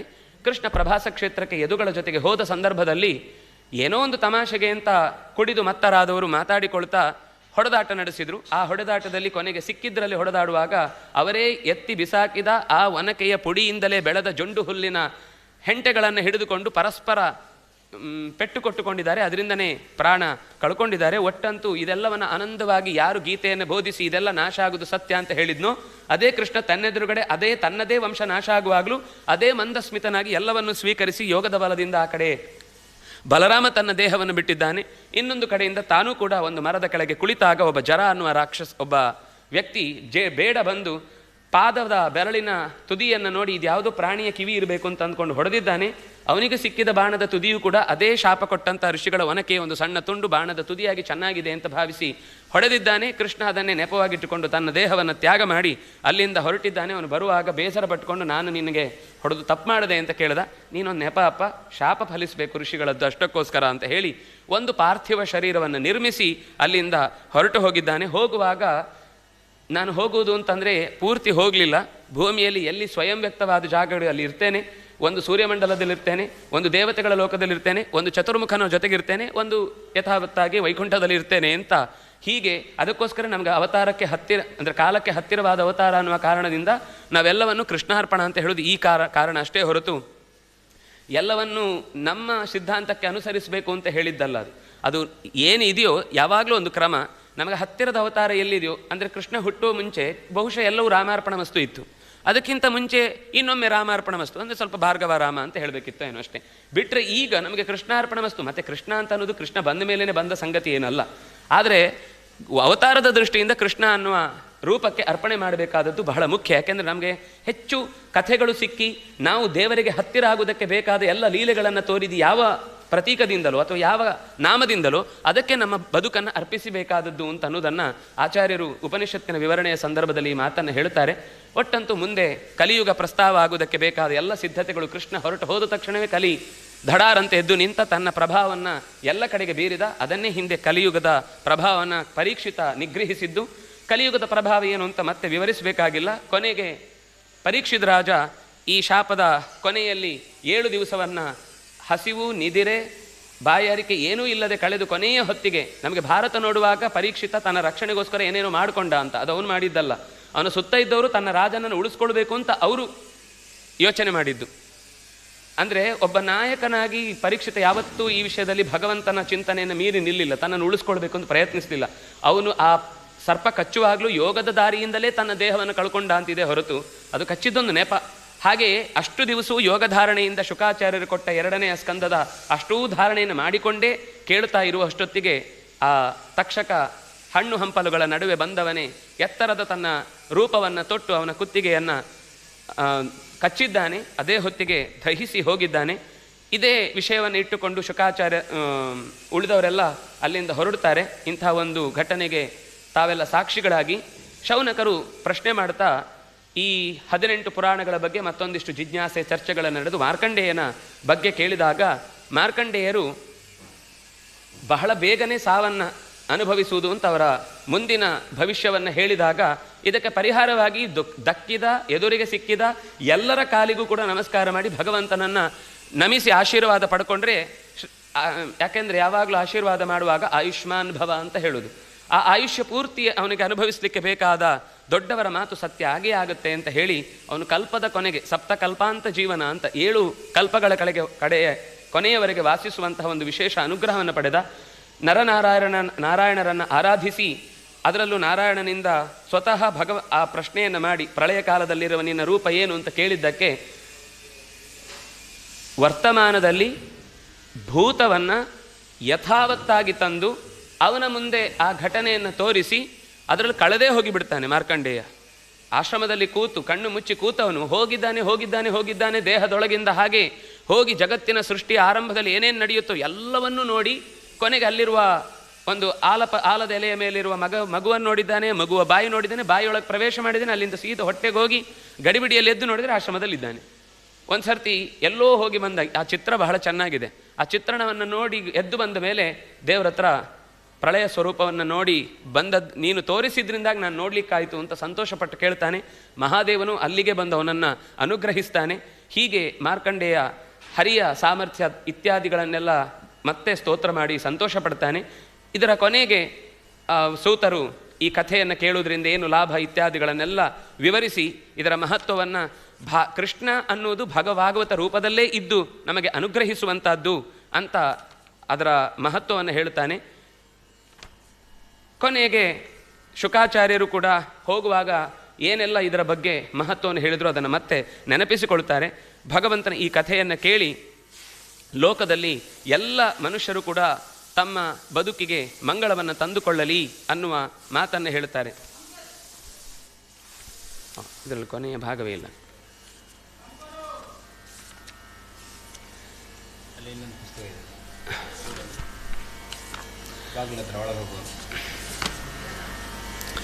ಯದಾರ್ಥ ಭಗವನ್ ತ್ವಂ ನಃ ಕರವಾಮ ಕಡೆ ತೊಂಡ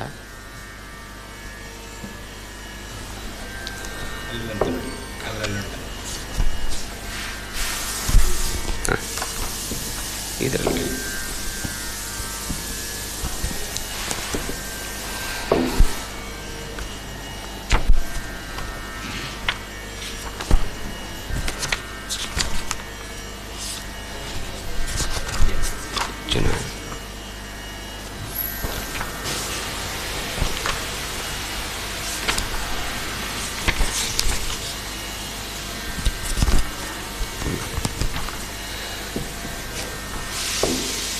ಕಲಿಮಲ ಸಂಸ್ಕೃತಿ ಕಾಲನೋಖಿಲೇಶೋ ಹರಿರಿತಿ ಅತ್ರ ನ ಗೀಯತೆ ಹ್ಯಭೀಕ್ಷ್ಣಂ ಇಹತು ಪುನರ್ಭಗವಾನ್ ಅಶೇಷಮೂರ್ತಿ ಪರಿಪಠಿತೋಪಿ ಅನುಪದಂ ಕಥಾಪ್ರಸಂಗೈ. ಇಲ್ಲಿರುವ ಒಂದೊಂದು ಅಕ್ಕರಗಳನ್ನು ಕೂಡ ಅಕ್ಕರೆಯಿಂದ ಓದಿದವನಾದರೆ ಕೃಷ್ಣ ಅವನ ಹೊಕ್ಕು ಅವನ ಬದುಕಿನ ಎಲ್ಲ ಕತ್ತಲೆಗಳನ್ನು ಕೂಡ ದೂರಕ್ಕೆ ಕಳೆಯುತ್ತಾನೆ. ಅಂತಹ ಭಗವಂತ ತಾನು ಹೋದರೂ ಭಾಗವತದಲ್ಲಿಯೇ ತನ್ನ ಶರೀರವನ್ನು ಇಟ್ಟು ಹೊರಟಿದ್ದಾನೆ. ಉಪಚಿತನವಶಕ್ತಿಭಿ ಸ್ವ ಆತ್ಮನಿ ಉಪಚರಿತ ಸ್ಥಿರ ಜಂಗಮ ಪಾಲನಾಯ ಭಗವತ ಉಪಲಬ್ಧಿ ಮಾತ್ರ ಧಾಮ್ನೆ ಸುರ ಋಷಭಾಯ ನಮಃ ಸನಾತನಾಯ. ತನ್ನ 9 ಶಕ್ತಿಗಳಿಂದ, ನವಶಕ್ತಿಗಳ ರೂಪಗಳಿಂದ ಅನೇಕ ಲೀಲೆಗಳನ್ನು ಜಗತ್ತಿನಲ್ಲಿ ತೋರುತ್ತಾ ಹೃದಯದ ಒಳಗೆ ಪೀಠದಲ್ಲಿ ನಿಂತು ತನ್ನದೇ ಸೇವೆಯನ್ನು ಹೇಗೆ ಮಾಡಬೇಕು ಅಂತ ಅನ್ನೋದನ್ನು ತೋರಿಸಿಕೊಡುವಂತಹ ಸ್ಥಿರವಾದ ಚರವಾದ ಎಲ್ಲ ಪ್ರಪಂಚದ ವಸ್ತುಗಳಲ್ಲೂ ನೆಲೆಸಿ ರಕ್ಷಿಸುವಂತಹ ಭಗವಂತನಿಗೆ ಎಲ್ಲವನ್ನು ಪಾಲನೆ ಮಾಡುವಂತಹ ನಾರಾಯಣನಿಗೆ ಮತ್ತೆ ಮತ್ತೆ ನಮಸ್ಕರಿಸುತ್ತಾ ಉಪಲಬ್ಧಿ ಮಾತ್ರ ಧಾಮ್ನೆ. ಈ ಭಾಗವತ ಅಂತ ಅನ್ನೋದು ಭಗವಂತನನ್ನು ಪಡೀಲಿಕ್ಕಿರುವಂತಹ ದೊಡ್ಡ ಮನೆ, ನೆಲೆಮನೆ, ಆಸರೆ. ಅಂತಹ ಮನೆಯಾಗಿಸಿಕೊಂಡು ನಮಗೆ ದಕ್ಕುವ ಸುರರಿಗೆಲ್ಲ ಋಷಭನೆನಿಸಿದ, ಯಾವಾಗಲೂ ಒಂದೇ ರೀತಿ ಇದ್ದು ನಾದಗಳಿಗೆ ಒದಗುವ, ವಿನೋದದಿಂದ ನಮ್ಮನ್ನು ಮತ್ತೆ ಮತ್ತೆ ಮೆಚ್ಚಿಸುವ, ರಕ್ಷಿಸುವ, ನಮ್ಮ ಎಲ್ಲ ರೆಚ್ಚೆಗಳನ್ನು ಸಹಿಸಿ ಮತ್ತೆ ಮತ್ತೆ ನಮ್ಮನ್ನು ತನ್ನ ಕಡೆಗೆ ಸೆಳೆದೊಯ್ಯುವಂತಹ ಭಗವಂತನಿಗೆ ನಮಸ್ಕಾರ ಅಂತ ಹೀಗೆ ಸೂತ ಪುರಾಣಿಕರು ಶೌನಕರಿಗೆ ಈ ಗ್ರಂಥದ ಮಹತ್ವವನ್ನು ಹೇಳ್ತಾ, ಈ ಸ್ತೋತ್ರವನ್ನು ಅಥವಾ ಇಲ್ಲಿರುವ ಯಾವುದೇ ಭಾಗವನ್ನು ನಾವು ಚೆನ್ನಾಗಿ ಅಧ್ಯಯನ ಮಾಡಿದ್ದು ಹೌದು ಅಂತಾದರೆ ಅದು ಖಂಡಿತ ಭಗವಂತನ. ಯಾಕೆಂದರೆ ಪ್ರಾರ್ಥನೆಗೆ ಹೃದಯ ಇದ್ದರೆ ಸಾಕು, ಬಾಯಿ ಇದ್ದರೆ ಸಾಕು. ಅದರಲ್ಲಿ ನಮಗೆ ಎಷ್ಟು ಅರ್ಥ ಆಯಿತು ಅಂತ ಅನ್ನೋದನ್ನು ಅವನತ್ರನೇ ಒಪ್ಪಿಸಿದರೆ ಅದರ ಮುಂದಿನ ಯೋಚನೆ ತಾನಾಗಿ ಅದರೊಳಗೆ ಇಳಿಯುವುದಕ್ಕೆ ನಮಗೆ ಸಹಾಯ ಭಗವಂತನಿಂದಲೇ ಆಗುತ್ತೆ. ಒಂದು ಬೇಕಾದದ್ದು ಶರಣಾಗತಿ. ವಿದ್ಯಾವತಾಂ ಭಾಗವತೆ ಪರೀಕ್ಷಾ ಅಂತ ನಾವು ನೋಡಿದ್ದು ಕೋಟ್ಯಂಶೋಪಿನ ವಿದ್ಯತೆ ಅಂತ, ಏನೂ ಅಲ್ಲ.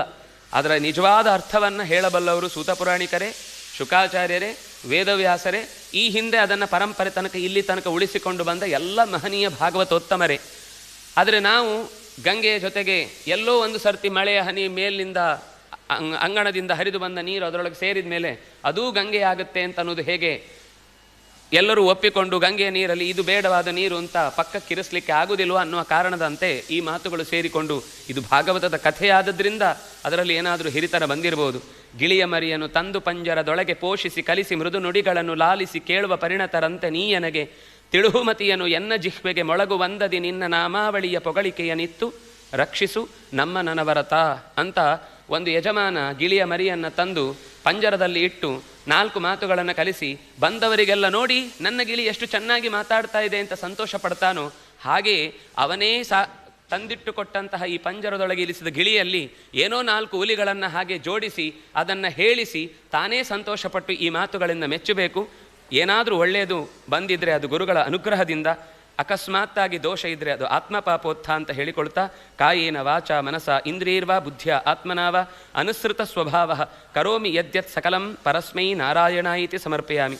ಈ ಕಾರ್ಯದಲ್ಲಿ ಹಚ್ಚಿ ಅದಕ್ಕೋಸ್ಕರ 7 ದಿವಸವೂ ಕೂಡ ಕೂತು ಕೇಳಿದಂತಹ ಶ್ರೋತೃವರ್ಗಕ್ಕೂ ಶ್ರೀಪಾದರು ಹರಸಿ ಈ ಮೂಲಕ ನಡೆಸಲಿಕ್ಕೆ ಪೂರ್ಣವಾಗಿ ಸಹಕಾರ ನೀಡಿದಂತಹ ಗುರುಗಳಿಗೂ ಹಾಗೆಯೇ ಉಳಿದ ಎಲ್ಲ ಇಲ್ಲಿಯ ಸಿಬ್ಬಂದಿಗಳಿಗೂ ಮತ್ತೊಮ್ಮೆ ಕೃತಜ್ಞತೆಗಳನ್ನು ಅರ್ಪಿಸುತ್ತಾ ಕೃಷ್ಣನ ಪ್ರಾಣರ ಅನುಗ್ರಹವನ್ನು ಬೇಡುತ್ತಾ, ತಪಸ್ವಿನೋ ದಾನಪರಾಯಶಸ್ವಿನೋ ಮನಸ್ವಿನೋ ಮಂತ್ರವಿದಸ್ಸು ಮಂಗಲಾ ಕ್ಷೇಮನ್ನ ವಿಂದಂತಿ ವಿನಾಯದರ್ಪಣಂ ತಸ್ಮೈ ಸುಭದ್ರ ಶ್ರವಸೇ ನಮೋ ನಮಃ. ಶ್ರೀಕೃಷ್ಣಾರ್ಪಣಮಸ್ತು.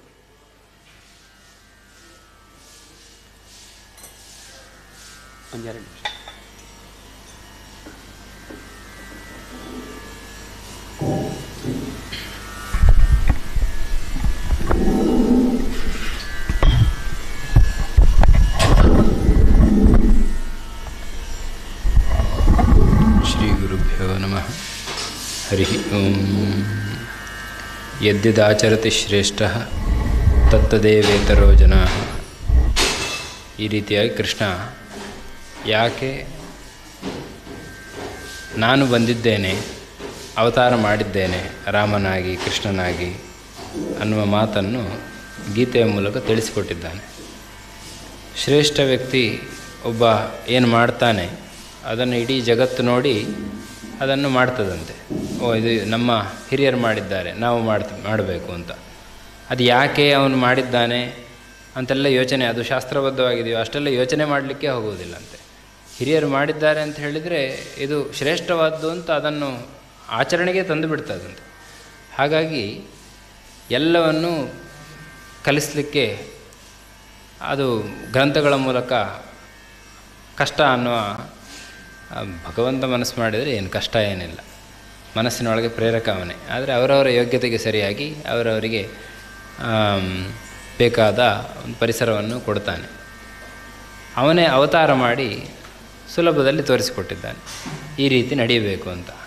ಹಾಗಾಗಿ ಕೇವಲ ವೇದ ಓದುವವರಿಗೆ ಮಾತ್ರ ಮೋಕ್ಷ, ಮತ್ತು ಬೇರೆಯವರಿಗೆ ಮೋಕ್ಷ ಇಲ್ಲ, ಅಥವಾ ಇಂತಹ ಕೆಲಸ ಮಾಡಿದರೆ ಮಾತ್ರ ಒಳ್ಳೆಯದಾಯಿತು, ಇನ್ನು ಈ ಕೆಲಸದವರಿಗೆಲ್ಲ ಒಳ್ಳೆಯದಾಗುವುದಿಲ್ಲ, ಈ ರೀತಿ ಇಲ್ಲ. ಯಾರು ಭಗವದ್ಭಕ್ತನೋ, ಯಾರು ನಿಜವಾದ ಅರ್ಥದಲ್ಲಿ ಪ್ರತಿ ಕ್ಷಣದಲ್ಲಿ ಭಗವಂತನ ಇರುವಿಕೆಯನ್ನು ಮನಸ್ಸಿಗೆ ತಂದುಕೊಂಡು ಅವನಿಂದ ನಾನಿದ್ದೇನೆ, ಅವನು ಅನುಗ್ರಹ ಮಾಡಿದರೆ ಒಳ್ಳೆಯದಾಗ್ತದೆ ಅನ್ನುವ ಚಿಂತನೆಯೊಂದಿಗೆ ಬದುಕ್ತಾನೋ ಅಂತಹ ವ್ಯಕ್ತಿ ಅವನು ಮಾಡಿದ ಎಲ್ಲ ಕೆಲಸದಲ್ಲಿ ದೇವರ ನೆನಪು ಯಾರಿಗಿರ್ತದೋ ಅಂತಹ ವ್ಯಕ್ತಿ ಮಾಡುವ ಕೆಲಸವೆಲ್ಲ ದೇವರ ಪೂಜೆ ಅಂತ ಆಗ್ತದೆ. ಅವನು ಯಾವ ಸಂದರ್ಭದಲ್ಲಿದ್ದರೂ ಕೂಡ ಅವನು ಮಾಡಿದ ನಿದ್ರೆಯೂ ಕೂಡ ಅದು ಪುಣ್ಯದಾಯಕವಾಗ್ತದೆ. ಇದು ಭಗವಂತನನ್ನು ಪ್ರಾಜ್ಞರೂಪಿ ಭಗವಂತ ಅಪ್ಪಿಕೊಂಡಿದ್ದಾನೆ ಅನ್ನುವ ಚಿಂತನೆಯೊಂದಿಗೆ ಮಲಗಿದರೆ ಆ ನಿದ್ರೆಯೂ ಕೂಡ ಅವನಿಗೆ ಪುಣ್ಯವನ್ನು ಕೊಡುವಂಥದ್ದಾಗ್ತದೆ. ಆದರೆ ಅದನ್ನು ತಿಳಿಬೇಕು, ಪ್ರತಿಯೊಂದು ಕೂಡ ತಿಳಿಲಿಕ್ಕೆ ಪ್ರಯತ್ನ ಆದರೂ ಮಾಡ್ತಾ ಇರಬೇಕು. ಯಾವ ಸಂದರ್ಭದಲ್ಲಿ ನಮ್ಮ ಅನುಸಂಧಾನ ಹೇಗಿರಬೇಕು, ಅಥವಾ ನಾಮಸ್ಮರಣೆ ಮಾಡುವಾಗ ಈ ನಾಮದ ಅರ್ಥ ಏನು, ಇದನ್ನು ನಿರಂತರವಾಗಿ ತಿಳಿಯಲಿಕ್ಕೆ ಪ್ರಯತ್ನ ಮಾಡಬೇಕು. ಹಾಗಾಗಿ ಇವತ್ತು ಕೃಷ್ಣದೇವರು ಅವತಾರ ಮಾಡಿದಾಗ ಏನೆಲ್ಲ ಸಂದೇಶ ಕೊಟ್ಟಿದ್ದಾರೆ ಅದನ್ನು 7 ದಿವಸದಲ್ಲಿ ನಾವು ಮುಗಿಸ್ಲಿಕ್ಕೆ ಸಾಧ್ಯವಾ ಕೇಳಿದರೆ ಸಾಧ್ಯ ಇಲ್ಲ. 7 ದಿವಸದಲ್ಲಿ ಪರೀಕ್ಷಿತ ರಾಜರು, ಶುಕಾಚಾರ್ಯರು ಹೇಳಿದ್ದಾರೆ. ವ್ಯಾಸರು ಬರೆದದ್ದಕ್ಕೆ ಅರ್ಥ ಶುಕಾಚಾರ್ಯರು ಹೇಳಿದ್ದು ಅಷ್ಟೇಯೋ ಅಂತ ಕೇಳಿದರೆ ಇಲ್ಲ, ಶುಕಾಚಾರ್ಯರೊಳಗೆ ವಾಯುದೇವರು ಇದ್ದರಂತೆ. ಯಾಕೆ ಅಂದರೆ ಶುಕರಿಗೆ ಪೂರ್ತಿಯಾಗಿ ಅದನ್ನು ಹಿಡಿಯುವ ಸಾಮರ್ಥ್ಯ ಇಲ್ಲ ಅಂತ. ಶುಕರು ಹೇಳುವಾಗ ಪರೀಕ್ಷಿತರು ಅವರಿಗೆ ಎಷ್ಟು ಅವರ ಸಾಮರ್ಥ್ಯ ಇತ್ತು ಅಷ್ಟನ್ನು ಪ್ರಾಯ ಹಗಲಿರುಳು ಕೇಳಿದ್ದಾರೆ. 7 ದಿವಸದ ಹಗಲಿರುಳು ಕೂಡ ನಿರಂತರವಾಗಿ ಕೇಳಿದ್ದಾರೆ. ನಮ್ಮ ಯೋಗ್ಯತೆ ಏನು? ನಾವಿವತ್ತು 1 ಗಂಟೆ ಅಥವಾ 10 ನಿಮಿಷ ನಾವು ಒಂದು ಭಗವತ್ ಚಿಂತನೆ ಮಾಡುವಾಗ ನಮಗೆ ಸುಸ್ತಾಗ್ತದೆ, ಮತ್ತು ನೀರು ಕುಡಿಬೇಕನ್ನಿಸ್ತದೆ, 108 ಸಮಸ್ಯೆಗಳಿದೆ. ಯಾಕೆ? ಅಭ್ಯಾಸ ತಪ್ಪಿಸಿಕೊಂಡು ಬಿಟ್ಟಿದ್ದೇವೆ, ಅಭ್ಯಾಸ ಇಲ್ಲ ನಮಗೆ. ಅಭ್ಯಾಸ ಮಾಡ್ತಾ ಮಾಡ್ತಾ ಮಾಡ್ತಾ ನಾವು ಎತ್ತರಕ್ಕೆ ಹೋಗಬೇಕು. ಹಾಗಾಗಿ ಆ ಯೋಗ್ಯತಾನುಸಾರ ನಮಗೆ ಅದರಿಂದ ಆ ಪುಸ್ತಕದಲ್ಲಿ ಅಷ್ಟೇ ಇರುವುದು ಅಂತ ಅರ್ಥ ಅಲ್ಲ. ನಮಗೆ ತಿಳಿದದ್ದಿಷ್ಟು ಇನ್ನೊಮ್ಮೆ ಕೇಳಬೇಕು, ಆವಾಗ ಇನ್ನೂ ಸ್ವಲ್ಪ ಎತ್ತರಕ್ಕೆ ಹೋಗ್ಲಿಕ್ಕೆ ಸಾಧ್ಯ. ಹೀಗೆ ಅದರ ಅರ್ಥ ವಿಸ್ತಾರ ಎಂಬುದು ಅದು ಕೇಳಿದಷ್ಟು ತಿಳಿದಷ್ಟು ನಾವು ಹತ್ತಿರಕ್ಕೆ ಹೋದಷ್ಟು ಅದು ಇನ್ನಷ್ಟು ಬಿಡಿಸ್ಕೊಳ್ತಾ ಹೋಗ್ತದೆ, ತನ್ನಂತಾನು ವಿಸ್ತಾರ ತೋರಿಸಿಕೊಳ್ತಾ ಹೋಗ್ತದೆ. ಹಾಗಾಗಿ ಭಾಗವತ ಓದಿ ಮುಗಿಸಿದೆವು ಅಂತಲ್ಲ, ಆದರೆ ನಮ್ಮ ಕೃಷ್ಣರಾಜ ಕುತ್ಪಾಡಿಯವರದ್ದು ಒಂದು ಉದ್ದೇಶ ಇದೆ. ಏನು ಅಂದರೆ ನಿರಂತರ 10 ಗಂಟೆಗಳ ಕಾಲ ಯಾವತ್ತೋ ಒಂದು ದಿವಸಗಳಲ್ಲಿ ಇನ್ನು ಮುಂದೆ 10 ಗಂಟೆಗಳ ಕಾಲ ಭಾಗವತ ಮಾಡಬೇಕು. ಸಾಧ್ಯವಾದಷ್ಟು ಜೀವನದುದ್ದಕ್ಕೂ ಕೂಡ ಇಂತಹ ಚಿಂತನೆಗಳಲ್ಲಿ ನಾವು ಮುಳುಗಬೇಕು ಅಂತ.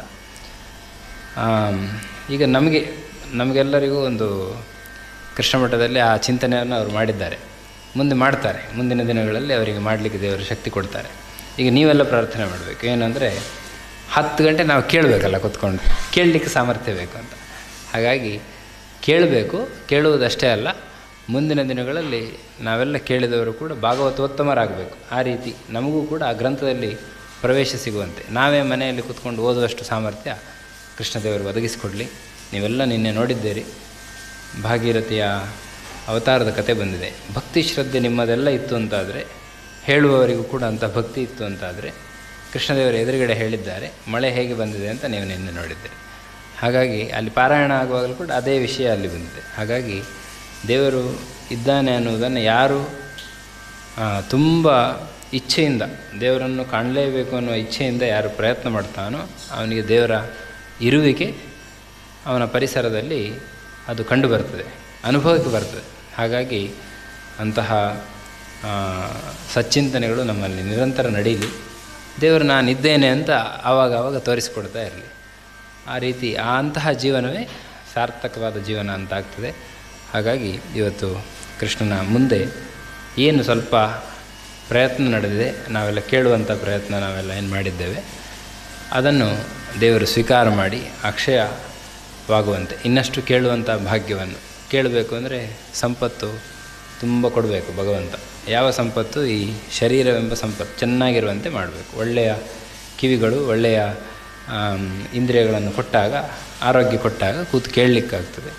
ಹಾಗಾಗಿ ಅವರಿಗೆ ಇನ್ನಷ್ಟು ಸಾಮರ್ಥ್ಯ ಕೊಟ್ಟು ಅದನ್ನು ಇನ್ನಷ್ಟು ಚೆನ್ನಾಗಿ ಹೇಳುವಷ್ಟು ಸಾಮರ್ಥ್ಯ ಅವರಿಗೆ ಕೊಡಬೇಕು. ನಾವು ಕೂಡ ಹೇಳುವಂತೆ ಆಗಬೇಕು ಮುಂದೆ. ಆ ರೀತಿ ನಾವೆಲ್ಲ ಪ್ರಾರ್ಥನೆ ಮಾಡೋಣ. ದೇವರ ಅನುಗ್ರಹ ಸದಾ ಇರಲಿ ಅಂತ ಪ್ರಾರ್ಥನೆ ಮಾಡ್ತಾ, ತಪಸ್ವಿನೋ ದಾನಪರ ಯಶಸ್ವಿನಃ ಮನಸ್ವಿನೋ ಮಂತ್ರವಿದಸ್ಸು ಮಂಗಲಾಃ ಕ್ಷೇಮನ್ನ ವಿಂದಂತಿ ವಿನಾಯ ದರ್ಪಣಂ ತಸ್ಮೈ ಸುಭದ್ರಶ್ರವಸೇ ನಮೋ ನಮಃ. ಕೃಷ್ಣಾರ್ಪಣಮಸ್ತು. ಹರೇ ನಮಃ. ಹರೇ ರಾಮ ರಾಮ ರಾಮ ಹರೇ ಹರೇ.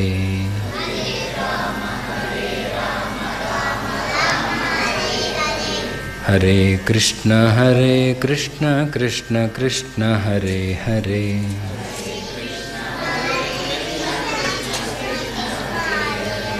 ಹರೇ ರಾಮ ರಾಮ ರಾಮ ಹರೇ ಹರೇ.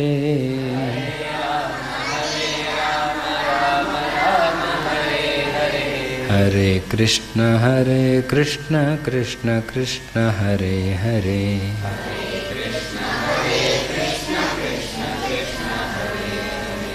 ಅಚ್ಯುತಾನಂತ ಗೋವಿಂದ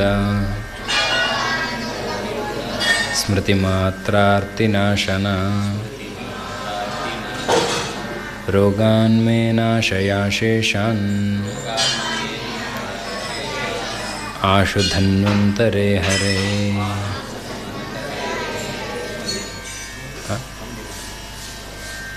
ವಂದೇ ವಂದ್ಯಂ ಸದಾನಂದಂ ವಾಸುದೇವಂ ನಿರಂಜನಂ ಇಂದಿರಾಪತಿಮಾದ್ಯಾದಿ ವರದೇಶವರಪ್ರದಂ. ಕೃಷ್ಣಾರ್ಪಣಮಸ್ತು.